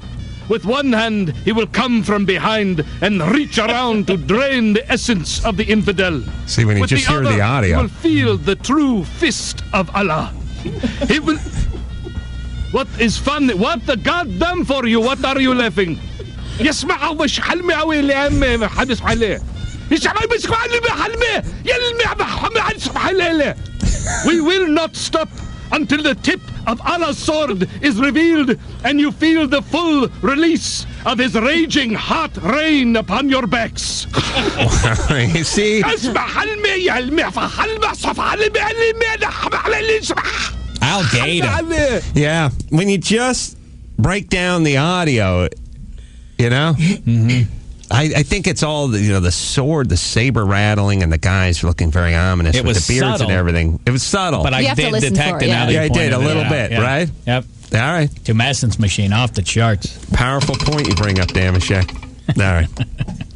Where's Bruskin's enthusiasm toward It's a his great wood? show. A lot of fun. That's great. He's a fan, too. He's not only the producer, he's a fan, everybody. All right, now, Oswaldo. I'm chubby or I'm a lesbian. Ozzy? Hi. Hi, you ready to go? Yep. All right. The movie you will be doing? Inside Man. Inside Man. Here we go. Oswaldo, tell us about some movies. We want to know which movies you have seen. Go ahead, Oswaldo, tell us. The movie I saw, Inside Man. Mm-hmm. Denzel Washington is Detective Cake Frazier. Detective Cake Froster? Frazier. He's a baker? What's his name? Kay Frazier. Kay Frazier. Frazier. Kay, now it says here Keith. Keith. Keith. Keith. Keith. Keith. Okay, let's keep moving. So it's Keith Frazier. Keith Frazier. Okay. I thought it was Cake Froster. Olive Owen. That was my porn name. Is Dalton Russell. Who? Olive Owen. Is Dalton Russell. Olive Owen? What? Who? Olive. Clive? Olive. Clive? Clyde. Okay. Clyde Owen. Clive? Clyde Owen All is right. Dalton Russell. Russell, yes. Jodie Foster. Jodie. Have you heard of Jodie Foster? Jodie Foster is Madeline White. All right. This film is about one financial institution in Wall Street branch Wall. for four guys that are associates. 4 associates, yes. It's a fantastic film because it's an assault with AK-47. Mm-hmm. There is people killed and the full tension and suspense for the New York Police Department. Mm-hmm. In the end, you appreciate the noble charisma to the bank robber with the hostage. With the what? The hostage. The hostages. The hostage. The charisma. Yeah. Okay. Nobody dead. Nobody died. hurt. Mm-hmm. No bad guy is hurt. Police show nervous and suspense. Mm-hmm. When the guy take the loot and the fire wall over 1 week period. Oh, the what wall? 1 week period. 1 week period. But what do you do with the loot? They take the look inside in the first wall, It's taking the movie Inside Man. Ah, he taking the loot inside. Yeah. Okay. I haven't seen this movie, and I want to. Thank goodness I have no idea what he's saying, so that it's not ruining the plot. Yes. I still don't know who's in it. Cake Froster's starring in it, as far as I know. Yes. Only Diamond. Olive Owen. Only Diamond, no money. Who, what? Only Diamond. No money, just the diamonds. Only Diamond, yeah. Yeah. They have a security box. The owner with the name Arthur Case has the secret inside the box, Mm-hmm. The box number 262. Aha. My best part is when Russell get out the far wall and almost out to the closet, They send the gay guy, out to the closet. Mm-hmm. He walk out, to the branch. In same time, the police come in. Mm-hmm. And he collide the body, with the police guy, the Frazier guy. All right, so what I gather is Cake Froster is gay. And he's leaving the closet, literally stepping out of the closet right as the cops are rushing in, and he collides with them. Yeah, this is the thinker. Okay. All right. They put a little rock, in the package. And the rock is diamond. He put a diamond rug in his package. And his Frazier, accept the diamond only for the future wife. Mm-hmm. Inside Man left the reviewer cold. Wow, left you cold. Seemed like you liked it at first, but then at the end, it left you cold. Colder than that diamond. Cold. Ice. Cold, extra cold. Hey, Brusca, IMDb Cake Froster. Let's see what else he's done. See if we can get him on the show. We'll book him for this week. See what else he's got coming up. Ozzy, nice job, my friend. Thank you, He's man. got a show on the Food Network. As per usual. Yeah, I think he's you, starring with Adam. Rachel Ray. All right, we will take ourselves a break. The Hooters girls are here. They're going to be doing limericks with us. We're going to be doing some limericks, too. We're doing the news. Well, I'm trying to think. We'll do the news. We'll do the sports. They have some limericks about you, but if you want, we can write some as well. Yeah, why don't we do that? We'll do the news, we'll do the sports, then we'll do a little limerick challenge after that. All right, coming up. This is Howie Mandel. Call Adam Carolla now at 1-866-901-ADAM. I don't know why. He just told me to tell you to call him now. What am I, his receptionist? 866-901-ADAM's the phone number. News coming up. Sports coming up. Also, more limerick wars coming up. First, Rebecca and Natalie, both Hooters girls. Hi, in Adam. studio. Both Nice foxes. to see you.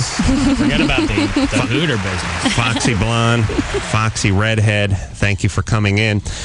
You gave us the Hooters, at least gave us that very expensive punching punching machine. Measures your punching power. So far, I got the lead, but we will keep you all posted. We appreciate you hanging out and hanging in with us. I know you've been around for an hour or so waiting to come on. You're going to do some limericks with us. Oh, yes, You're definitely. working on ones for me. We were working really hard on them, yeah. Yeah. One, if you're not finished, one you may want to weave into your insulting limerick is, not that it's not obvious, but I got a haircut yesterday, and you know you're getting old, by the way. The woman asked when I was done, you want me to do a little trim on the brow? And I thought, wow, that is. I was staring in the mirror and I saw my grandfather's face right there. How did you answer? You know what? I said, what the hell? Yeah, give it a shot. And she did. It kind of felt nice, although it was humiliating. Be having very your brow careful done. with that. Be very careful. You start getting too plucked and shaved up there. Yeah, you start looking a little gay. Looking like an ice dancer. You know, the guys. There's nothing creepier. Gay guys is one thing. The straight guys who do the crazy brow where they look like Agnes Moorehead. I did try this one once. I went into the salon and told them just do the right brow, so I looked interested when my wife's talking. That way I don't really have to pay attention, but yet I can always look like I'm thinking about what she's saying. Yeah, thank you. Clever. Yes. Definitely. And as you heard earlier, as some guys have the C as their mistress, for me it's mistresses. Wow. So, you guys, Couple candidates sit before you. Yeah, mistresses are my Choose from mistresses. a flaxen-haired beauty and from a fiery redhead. That's right. All right, so you guys will hang out. You'll do the limericks with us. But first, it is time for Angie, sitting in for Rachel Perry, doing the news. This news just came in. Caspar Weinberger, he was the defense secretary under President Reagan, died earlier this morning. He was 88 years old. Oh my, that's really sad. I mean, I don't know. I think he should be remembered as a world statesman, as a great American patriot. I agree. I mean, God, what he did with Reagan, really brought down the Soviet Union. I know. You guys are big Caspar Weinberger fans? Oh, God. Yeah. Huge. Are you kidding me? Years. Wow. It's you seem young and... Oh, my God. I've left. I mean, we Fan talk of the about it all the man's work? time at Hooters. You got other girls on the staff over there? Big Caspar Weinberger? We all are. Well, there's 5 of us that are really big on it. Yeah, I mean, that's those really conservative politics, but I'm sure there's some liberal ladies over there, too. Sure, but I don't know. I'm kind of upset. I don't even know if we should go on the show. Well, we have another hour to do, and then we'll wrap it up. Is that really appropriate? I mean, after this. Well, I just want to say this. I know you and the rest of the Hooters girls are pretty big Weinberger fans, but to a lot of our listeners, he's just some old guy from the past. Really? They'd well, I know I'm not trying to insult you or your politics. I know. I know. I didn't know it was a kind of a show. I mean, that's really strange. No, I don't mean an old guy like a bad guy. I just mean you guys worship the ground Caspar Weinberger walks on, obviously. Yeah. lockets and posters up in the kitchen of the Hooters. I'm just saying, not everybody is as big a fan as you are, and for them, I think we should continue. No, I think Casper would want us to finish the show. Just push through. I guess so. Yeah. Adam, do not I get into some suppose. political discourse. Right, no, I'll be crushed. It's too early for that right now, Yes. and I'm a little upset after hearing okay. about that. I'll tell you what. Let's just. Again, let's just try to rein it in. Okay. We're all feeling this pain right now. We'll get through with the news. Casper okay? would want us to go. Right. Okay, we'll try. All right. Okay. We'll do it for Casper. Thank you guys for being very brave. Thank You're being you. very courageous. Sorry. It's all right. Go It's all ahead, right. Ange. 2 teams of government investigators used fake documents and were able to enter the United States with enough radioactive sources to make 2 dirty bombs. That's right. But Chong is in the hole. Justice? Yes. None. That's right. That's right. They were able to get through the Canadian border as well as the Mexican border. Yeah, you know what happened is the equipment that detects the radioactive materials went off and worked, and so they just showed some fake document from Kinko's and they sent them on their way. Marvelous. Yeah. Fantastic. And an official announcement was made early this morning that White House Chief of Staff Andrew Card has resigned, and he's going to be replaced. All right, now hold on, ladies. I don't want to send you into a tailspin. I don't want to turn this into Face the Nation. Please bite your tongue and let us move through. I know you have many thoughts on this. Okay, thank you. Okay. And he's going to be replaced by Budget Director Josh Bolton. Save it for Bill O'Reilly. Yes, I know fans of the Bolton man. And Jennifer Aniston was on The Insider last night. She was talking about how she didn't watch TV, loves her job, but hates everything that goes along with it, and how she is not a victim. And this is what she had to say about that. You don't want it to ever come off like you don't appreciate people's concerns, but it's just not. It's just there's no need. It's a long time past. Here's I never was a victim of any of it, so I don't like the word. I don't like being what's with the tech portrayed music? that way. The way things were twisted. All right, here, was she at a rave or something? What's going on? Here's the thing. How much press can you do saying you don't like doing press? Yeah, stop talking about it. Shut up. You don't want to talk to people? Don't talk to people. Disappear then. Yes. And I hate watching people on TV announce they don't watch TV. I feel so small. I feel so weak. I can't stand it. Just shut up. You don't want to talk? Good, don't talk. Let me give you a demonstration, Jennifer, if you're listening. Let me give you an example of not talking. Ready? There you go. That's the sound of silence. Now shut up. You hate your picture being taken all the time? Then stop showing up at the photo shoots for Cosmo and whatever other magazines you adorn on the cover each year. Yes, that's right. Put something on and stay home. That's all. That's all. And look, I've said it many times, when Lindsay Lohan starts complaining about the press and the paparazzi, can I just be left alone? Jodie Foster, who recently came out of her lesbian cave to shoot this movie, Inside Man, is one of the biggest stars on the planet. 10 years ago is never seen anywhere. Mm-hmm. You don't see photographs of her and her adopted kids. You don't see her walking the red carpet. There's no Cosmo spreads where the text is her wanting to be left alone by the media. If you want to drop out, you can drop out. It's easily done. Stop doing interviews explaining you're going to drop out. Just drop out. Hey, last time I looked at a Cosmo cover, I didn't see Casper Weinberger's face on it. Am I right, ladies? Okay. He had a little something called class. I'm sorry. Dave, I'm sorry to revisit the wound was just healing. You pulled the scab right off. I'm sorry. Continue. Yeah, I'm sad again. Sorry. Okay, Mike. That really. I don't even know if these guys are going to be able to make it into the Hooters in Sherman Oaks today, or wherever you. Where are you guys working? It's in Hollywood. Hollywood Hooters. You may call. You may take the rest of the day off. Go ahead. Tommy Lee has a pretty serious foot fetish. Apparently, it's because of his mother. No. His mom had gorgeous I thought you were feet. talking about his penis that was a foot. No, he said that his 12 mother. inches. Thank you. His mother had gorgeous feet and beautiful toes, and one of the main reasons he has a fetish is because when he was a kid, he used to massage her feet for her. Yes. Which is disgusting, isn't it? That's really weird. Yes, I have a boob fetish because my mom was saggy. I spent my time down there, but it wasn't her feet. Boobies! They were covered. Yeah, that's what they say. Dr. Drew always used to say that. The foot fetish. The guys, when you're little, you're crawling around on the kitchen floor and you're just staring at mom's tootsies. Weird. I don't trust those guys. So you don't trust Tommy Lee? No. The more you know. Thank you. But the world is your oyster if you're into feet. All you got to do is go to the beach and see all the bare feet you want. Go to some grape stomping I am competition. the opposite of this. I hereby decree that all men, listen, women, Good-looking women wear your sandals and such, and your open-toed shoes. They can, those look nice on a lady. But even ugly ladies with big ugly feet, and definitely all men. Hear my words. Yes. Cover your feet up when you go into public. Yes. I don't want to look at those hairy, disgusting things. Nothing Turns my fruitier than a stomach. sandal. That's right. I love men in flip-flops. Oh, stop it. It's disgusting. And stay out of the restaurants, for goodness sake. I like men in flip-flops. Ruin my worst one is the appetite. socks with the flip-flops. Oh, yeah, that's really worse bad. than flip-flops. I never even get below the knees when I'm looking at a woman. To me, the feet just there to hold up the boobs. Have your big ugly dogs. It's a pedestal. That's right. All right. But by the way, Kimmel is one of the leading sandal men we know, and I don't hear you complaining when we're over at his house on Sundays. And he's making pizzas. He's It would making be bad pizzas form and to ribs for complain. us. Yes, All right. yes. All right. And 2 years ago, a woman kidnapped her two children from their father in Arizona and took them to North Carolina. When she got there, she decided that she was going to change her appearance to look just like the father and stole his identities. So for the last 2 years, she's lived as a man, and the kids believe that she was their father. I know. I married her. I mean him. I mean it. That's right. And raise a child as my own. Yeah. Well, that's weird. Well, and it wasn't until a bill collector tracked her down that they figured it out. And when the police came to arrest her, the kids asked why they were arresting their daddy. Oh, they're going to be screwed up worse than Tommy Lee. Yeah, they've been. Their real father came and took them. So No, that'll do it. I'm Angie, and that's your news for now.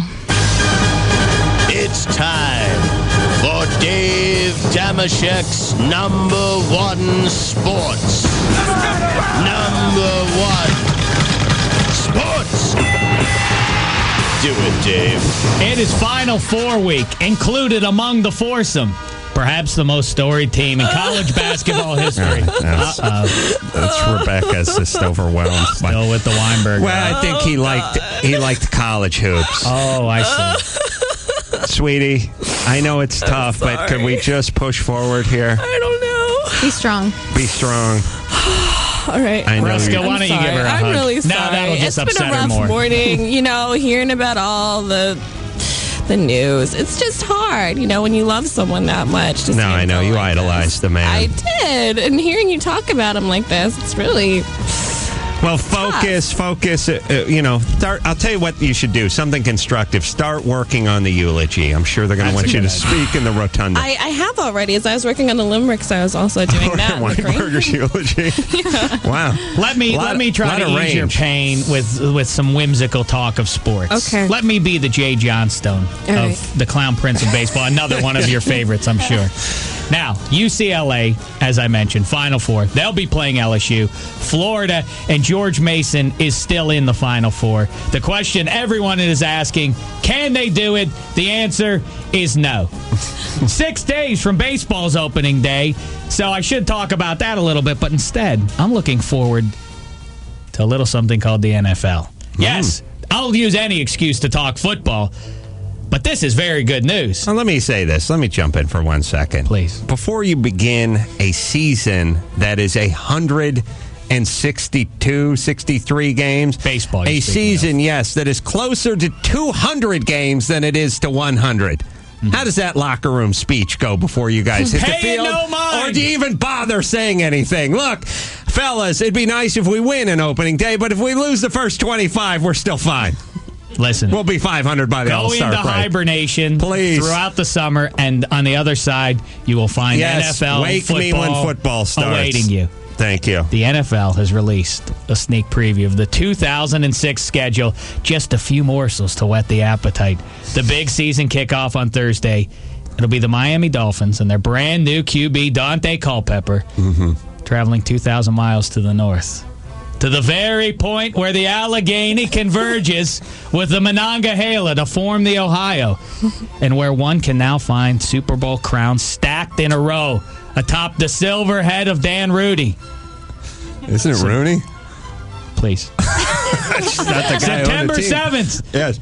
If you don't know by now, I'm speaking of the team that once and now again rules the football world, the Pittsburgh Steelers. Yes. I'm sure Yes, it'll be Steelers. sometime in the Heinz Field that day.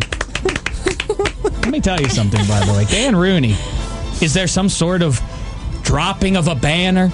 Will rings be handed out on the field? No. Why? Why? owner Dan Rooney says, we already gave them rings, and we have a trophy for winning that game. We don't do things like that. They don't live in the past. No. They look forward to this season, one game at a and time. That is why they are the champions. By the way, nobody from the organization has contacted me yet for my ring size. Yeah. It's not about that, but you know what I'm saying. Yes. Then, on the first Sunday night of the season, it's Peyton Manning and his Colts in New York to play Eli Manning and the Giants. Brothers in arms. Ooh la la. Now, one more NFL story for you. Philadelphia Eagles linebacker Donnie Jones, charged with a misdemeanor to failure to obey a lawful command after he allegedly refused to stop dancing outside a South Beach club early today. Now, there's a story going around that the NFL may ban end zone dances, but Donnie Jones still dancing around in the streets of Miami Beach, which ironically and coincidentally I was arrested for. I'll tell you, the terrorists have officially won. Was it John Lithgow who arrested him? This is really it's torn from the pages of torn from the pages of Footloose. when a black man can't dance out front of a disco in Florida, I say it's time to move to Canada. Yes, Donnie Jones out there. Everybody cut, Bana. That's right. So sad. Donovan McNabb was there. Yeah, all the fellas. Yes, all the brothers from Footloose. There we go. Talk about it. Do you think one black person ever saw the movie Footloose? One. Ladies? No, probably not. Let me ask you this, ladies. Scarface had no black people in it. Right. Footloose had no black people in it. Which movie do you think the brothers saw more of? That's a tough one. Don't answer. I know you're still upset about Casper's passing. And quickly, Red Wings forward, legendary player Stevie Yzerman scored his 690th career goal, tying him on the all-time list for 8th. Monumental moment for the great Stevie Y. But this guy's got some class. Because he took a little time to pay tribute to the man he tied, a man named Mario Lemieux. Here he is. I don't really know the significance of it. If anything, shows how good he was, because he played probably 4 or 5 years less than I did, and far fewer games. So it's quite an achievement, more so by him than anything I've done. Gretzky's a woman. Yzerman's got class. How say you, fish tank? I don't know much about Lemieux. Where did he play his professional hockey? He was a Pittsburgh Penguin. Oh, from Pittsburgh. That's right. Oh. Now owns the club. Oh, only 8th. Only got up to 8th. Well, he was. He had a little problem with something called cancer that felled him a little too early in his career. Excuses are like a-holes. We all have one, and they all stink. Dave Damashek's #1 sports. If you want to, use the flimsy cancer excuse as to why you're not playing up to par, well, go ahead. Stevie Y and I know the truth. You and Gretzky can take a gay cruise together. Thank you. Who you told? Done and done. All right, we're going to take ourselves a little break. We're going to do our Limerick Wars. When we come back, I will be the topic or the subject of today's Limerick. We have Rebecca and Natalie. If you guys could pull it together. I be am strong trying. for Casper Weinberger and do a limerick. Compose a limerick for yours truly. It would be awesome. All right, we'll be back. This is James Lights Out Tony, heavyweight champion of the world. Call Adam now at 866-901-ADAM. He's a chump. All right. We got a little more time left in the show. We've been doing our Limerick Wars ever since we got onto it for St. Paddy's Day last Friday. Decided to keep it going.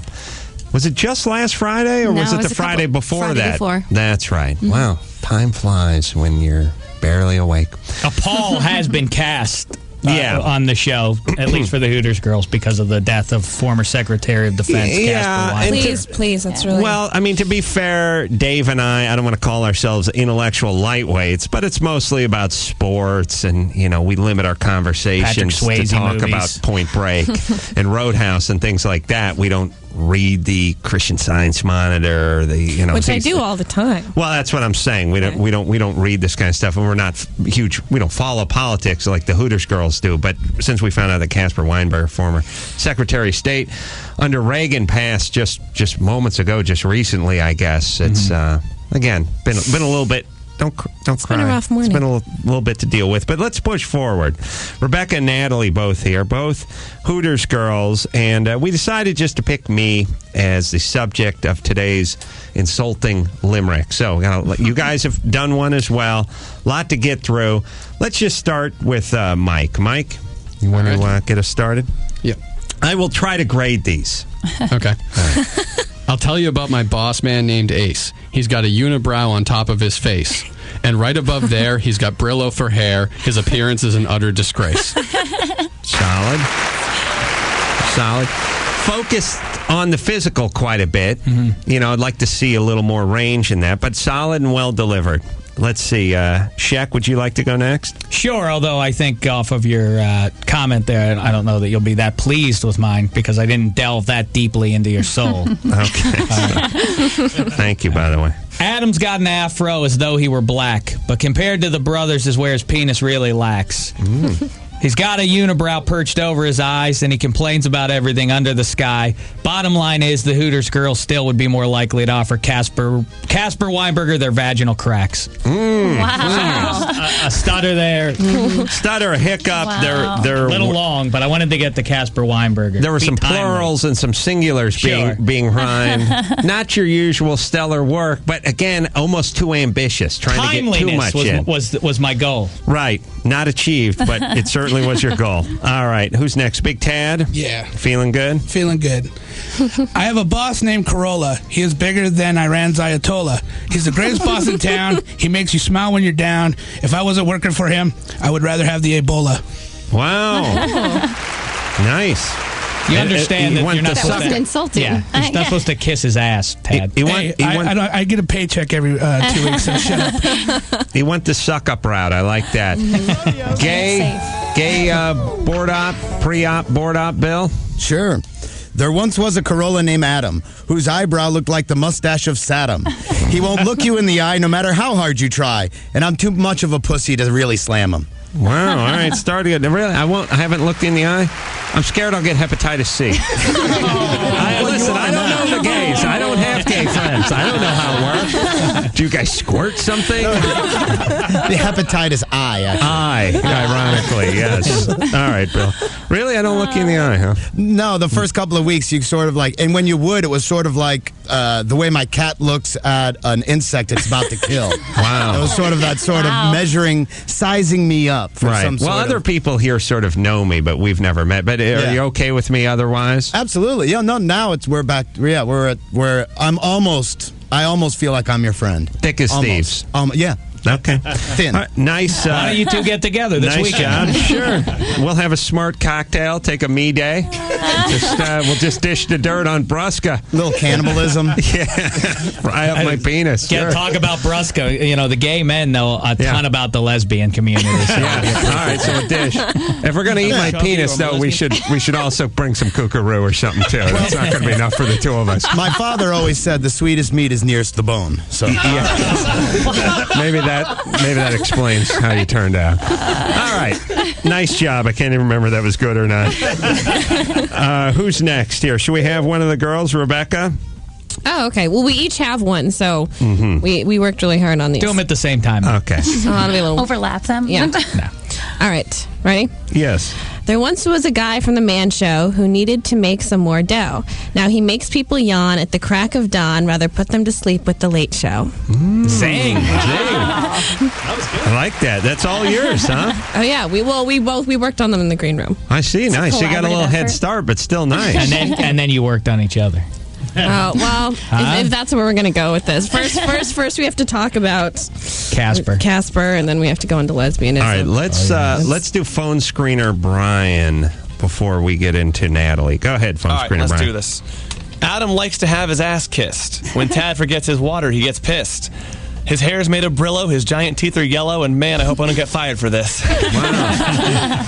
Like good, giant yellow teeth. You guys missed the boat on that one. You're fired, but you got a 9.9 on that. So take that momentum to your next gig. Yeah. Okay, that was a nice job. Now who's left? We have Brusca, right? Natalie, Angie, and Angie. Why don't you go? Okay. Adam is the guy who's the boss. His eyebrows look like pond moss. He hates Brusca a lot. He's going to Playboy to pimp pot. If he fired Dave, it wouldn't be a loss. Wow. What in the hell? Work Dave in there. Nice. I never got to do one on you. Okay. Creep. That's nice. Solid. Brusca, how say you? All right. Adam needs a kick in the balls right about now. This lazy ass has the work ethic of a cow. His nickname is Ace. He's a major head case, and his 2 twins will have to share just one eyebrow. And how? Wow. Oh, and as And how? Brusca's trademark, That's his his signature thing, style is doing a little extra, little tack on, little something for the trip. Wow, that's nice. I got to tell you, it is close. There's not. Oh, we still have one more. Yeah, not too many 9s, but a lot of people. Don't count me a lot of out. people in the 8s here somewhere. All right, go ahead, Natalie.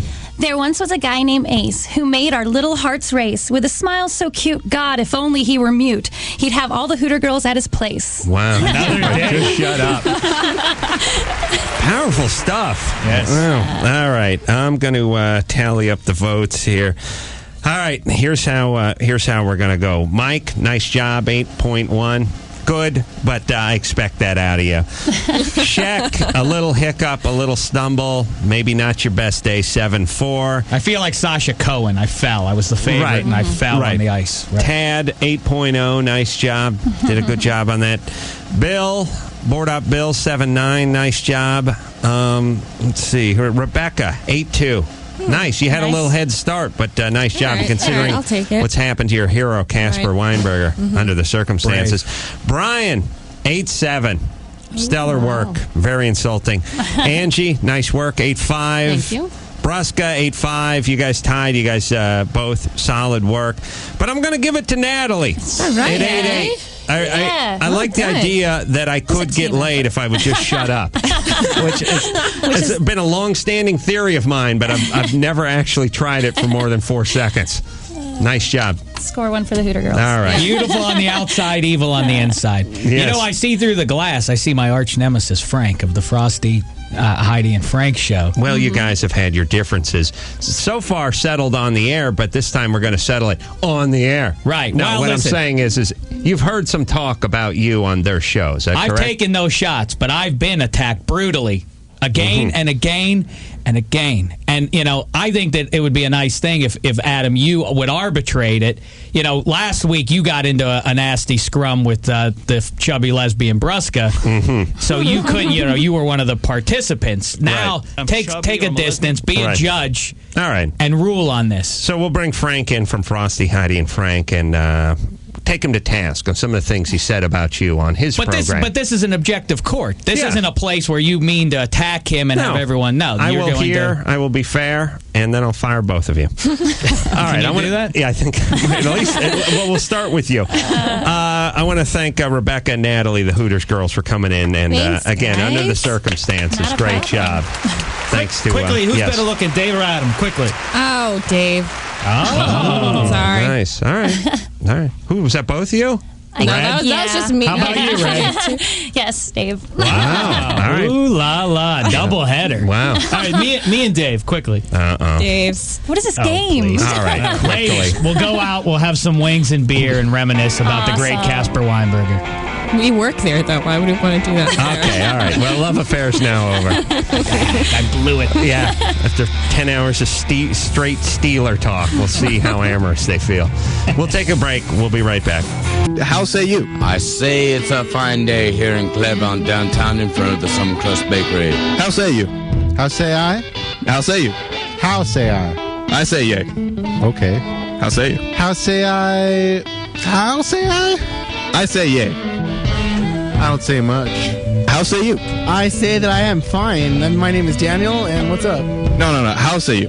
How say I? Like I say yay. I say yeah, yo, woo woo. How say you? Fish tank says blue, blue, blue, blue, blue, blue, blue. Sound like a Damashek reference there on a How Say You. That Jerron's audio sounded kind of crappy on that. That's how I say. Frank Kramer's here from Frosty, Heidi, and Frank. Frank does the show immediately after ours. I don't know how you guys do it. Getting up this early. It's brutal. What time, just to anger me, what time do you have to get up in the morning? I get up in about 5 minutes. Oh, really? This is You're totally not throwing even up off my yet. body clock. Wow. It's screwing me up. Well, you have to take a nap today. We have Frank on because there's been a little debate. There's been a little war of words between he and Dave Damashek. Little discord. Frank does a impersonation or an imitation of Dave on his show, which comes on after our show. How say you is one of the things he says. So can we hear a little taste of that first? It's a horrible impersonation. It doesn't matter. It'll be funny. So I'm not an impersonator guy. Here we go. Ace, look at me. I'm funny. Please, I love you. Pay attention. Over here. How say you? How say me? Say you, say me. That's funny. But I mean, it doesn't sound like him, but it's good. Yeah. Now it does capture Dave, my essence. Dave has a very thin skin because I believe his mom nursed him until he was into his teens. So he can't stand out. Now here's what I told him, and I understand Frosty, Hyde, and Frank have been on the air here and elsewhere in other markets we're in but starting here in Los Angeles for what, 6 years? Coming up on 6 years, yeah. And did you guys want to do the morning show? No, actually, I like getting up at 10 o'clock. Right. Did mornings before. Right. And I guess our name was in the hat. It was. Yeah. Okay. They discussed us as far as doing mornings, and it was brought up like the big meeting with like Joel Hollander and Jack Silver was like, well, we could always put Frosty, Heidi, and Frank in there to do mornings. He said, Jack, there's no such thing as a bad idea, but that's a terrible idea. Oh, really? And that really hurt me. I'm not sucking up, but I enjoy your show. I listen to it quite consistently, and I probably have over the last, since you've been on. I like listening to talk radio. How dare you? I enjoy their program. Fine, but the matter at hand is his vicious and unwarranted attacks upon me. Here's what I'm saying, as I've explained to Dave, because people, say it to me quite a bit too. Did you hear what this guy was saying about you? Did you hear what that guy was saying about you?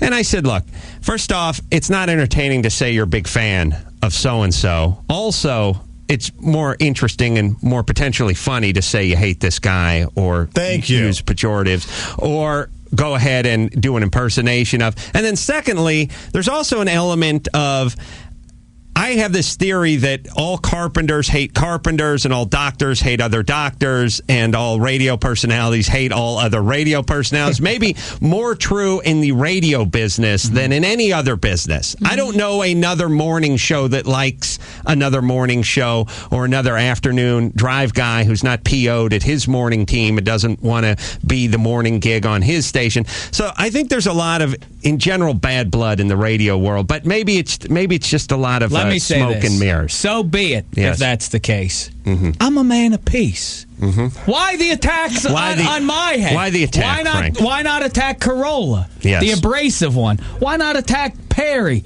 Why not the chubby lesbian Brusca? Why Damashek is your target? I like them. I find them extremely entertaining. Really? 1 second, the only time. You did say the station Really? overpaid for a Corolla one time. So you did take a shot at Adam. Oh, I did take a shot at Adam once, didn't I? Let's make it all right. Yeah, I did hear to the grapevine how much they paid him, and I was appalled. I look at that as a compliment, though. Yeah. I would really, I know it sounds like I'm just burying the hatchet here, but I would rather hear somebody was appalled at how much I was getting paid than thought, wow, they got away cheap. I was more pissed at my agent than at Adam. I was like, obviously he has a better agent No, than I know it suggests that my talent doesn't warrant it, but I don't care who's the joke on. The joke's on the man, not on the ace man.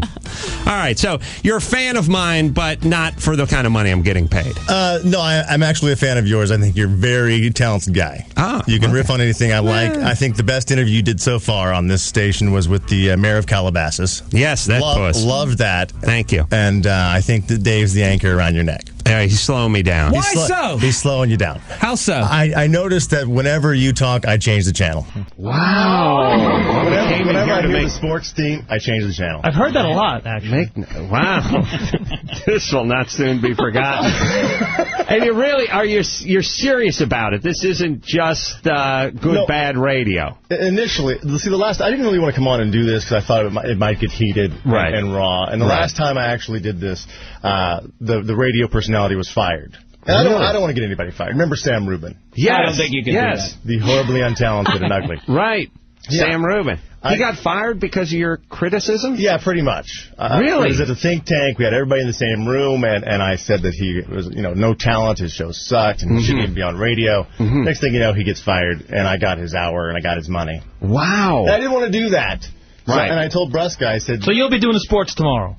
Well, no, I don't want Dave's job by any means. And I told you, I said, I don't know if I want to go on there because I got a guy fired last time. And you said, good, perfect, go on. Right. Brusca, I think, wants Dave to get Trying fired. to stir it up. Because I really don't have the problem. Like you said, I was just throwing some gentle ribbing out there because I haven't met Dave. Apparently you had a problem with that he didn't come in the first day and say hello like I came in the first day. Our double agent, Fat Tad behind you there. I came in. He consults with you, and your beef initially was that unlike other people like Carolla, who doesn't remember having met you, apparently, based on the handshake you gave earlier. The first handshake I gave Adam. I gave him the thumbs up through the window or something, didn't I? No, you walked in, and you gave me that the handshake with no eye contact, looking around the room like I'm just holding some guy's hand. He did that to me for about a year and a half. Don't take it personally. Exactly. And then I complained. I was like, what the hell's up with Adam? He's like, well, Adam's just Adam. Yeah. That can't be good. Turned it on. And he listens. said, okay.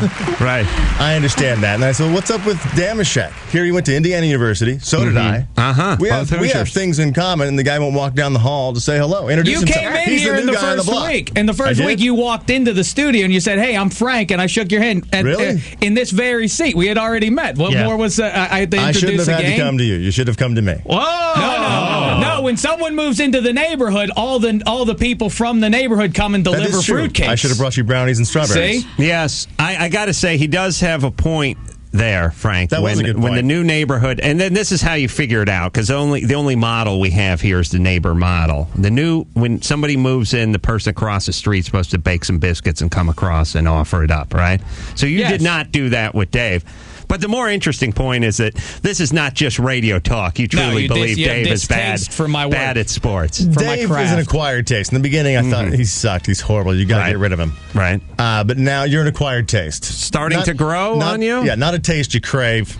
It's more one of those, like you're stranded at sea. And you got to start drinking your own pee. Forced into it. Really? And you realize it doesn't taste that well, but that's all you got. So you're saying you will sustain yourself off of your own Damashek flavored urine simply because there's no other.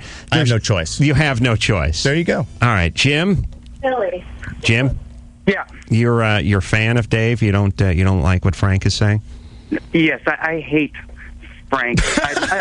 I'm on one enemy ground. I'm on the side of Dave Damashek. I'd take 100 Dave Damasheks over one Frank.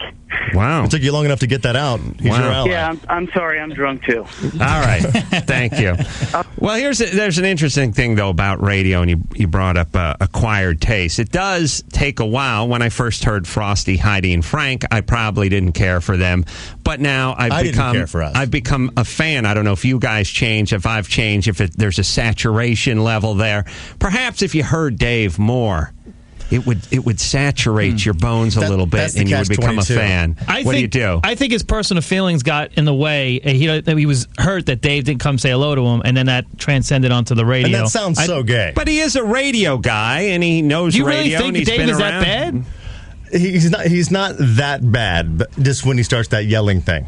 You don't like the yelling. I like him when he's calm. I don't like the over the top yelling. That's I have to say he this. needs to come down. I have to say this though: the pot shots from you guys to our show. Really? It's got to end. It's got to end. What else you got? I don't care. What other pot shots have we taken? Actually, Briscoe's getting mad. Briscoe's the only one who gets down at pot shots at the show. Yeah. Well, I'm low because I'm a man of peace. Here's one other thing. I don't understand why I'm attacked, but he's explained it. I'm not for him. So be it. Yeah, look, I don't mind you guys talking smack about this show. I really don't. When you have good friends, you can gently rib people. Maybe we're not friends yet, so we can't do that. I think that is the inherent problem. But I didn't realize he was so sensitive, and when someone's sensitive, then you feel like you can keep going with it because it affects them. Yes, I understand, and then it almost becomes like a tooth that hurts, but you have to keep flicking it with your tongue. You can't help it. Fred? Yeah. How say you? Frank, it's a good thing you're not on the Portland market because Damashek rocks, and everybody here in Portland likes him. Listen, I don't want no more of these pro Damashek calls. All right. It makes him feel as though he's being attacked. That's good, because we don't have any others. What do you mean? I'm sure my mother is dialing the phone as we speak. All right, so let's just we'll agree to disagree. Let's just see what we've accomplished here. Yes, you have to levy some sort of judgment here. I'm funny and I'm talented, but I'm being overpaid. I'm not as funny as my price. A little bit, yeah. But now, who is? I mean, who's doing morning radio? Isn't everyone being overcompensated? I applaud you for getting the money that you got. Thank you. And how much are the rest of the guys getting paid? And how funny is Mancow compared to how much money he's getting? Exactly. paid? Mancow sucks. That's all I'm saying. Well, I didn't say it, but if you want to just go ahead and do that, what comedian is worth whatever they're getting? Thank you. So I'm funny, but I'm overpaid.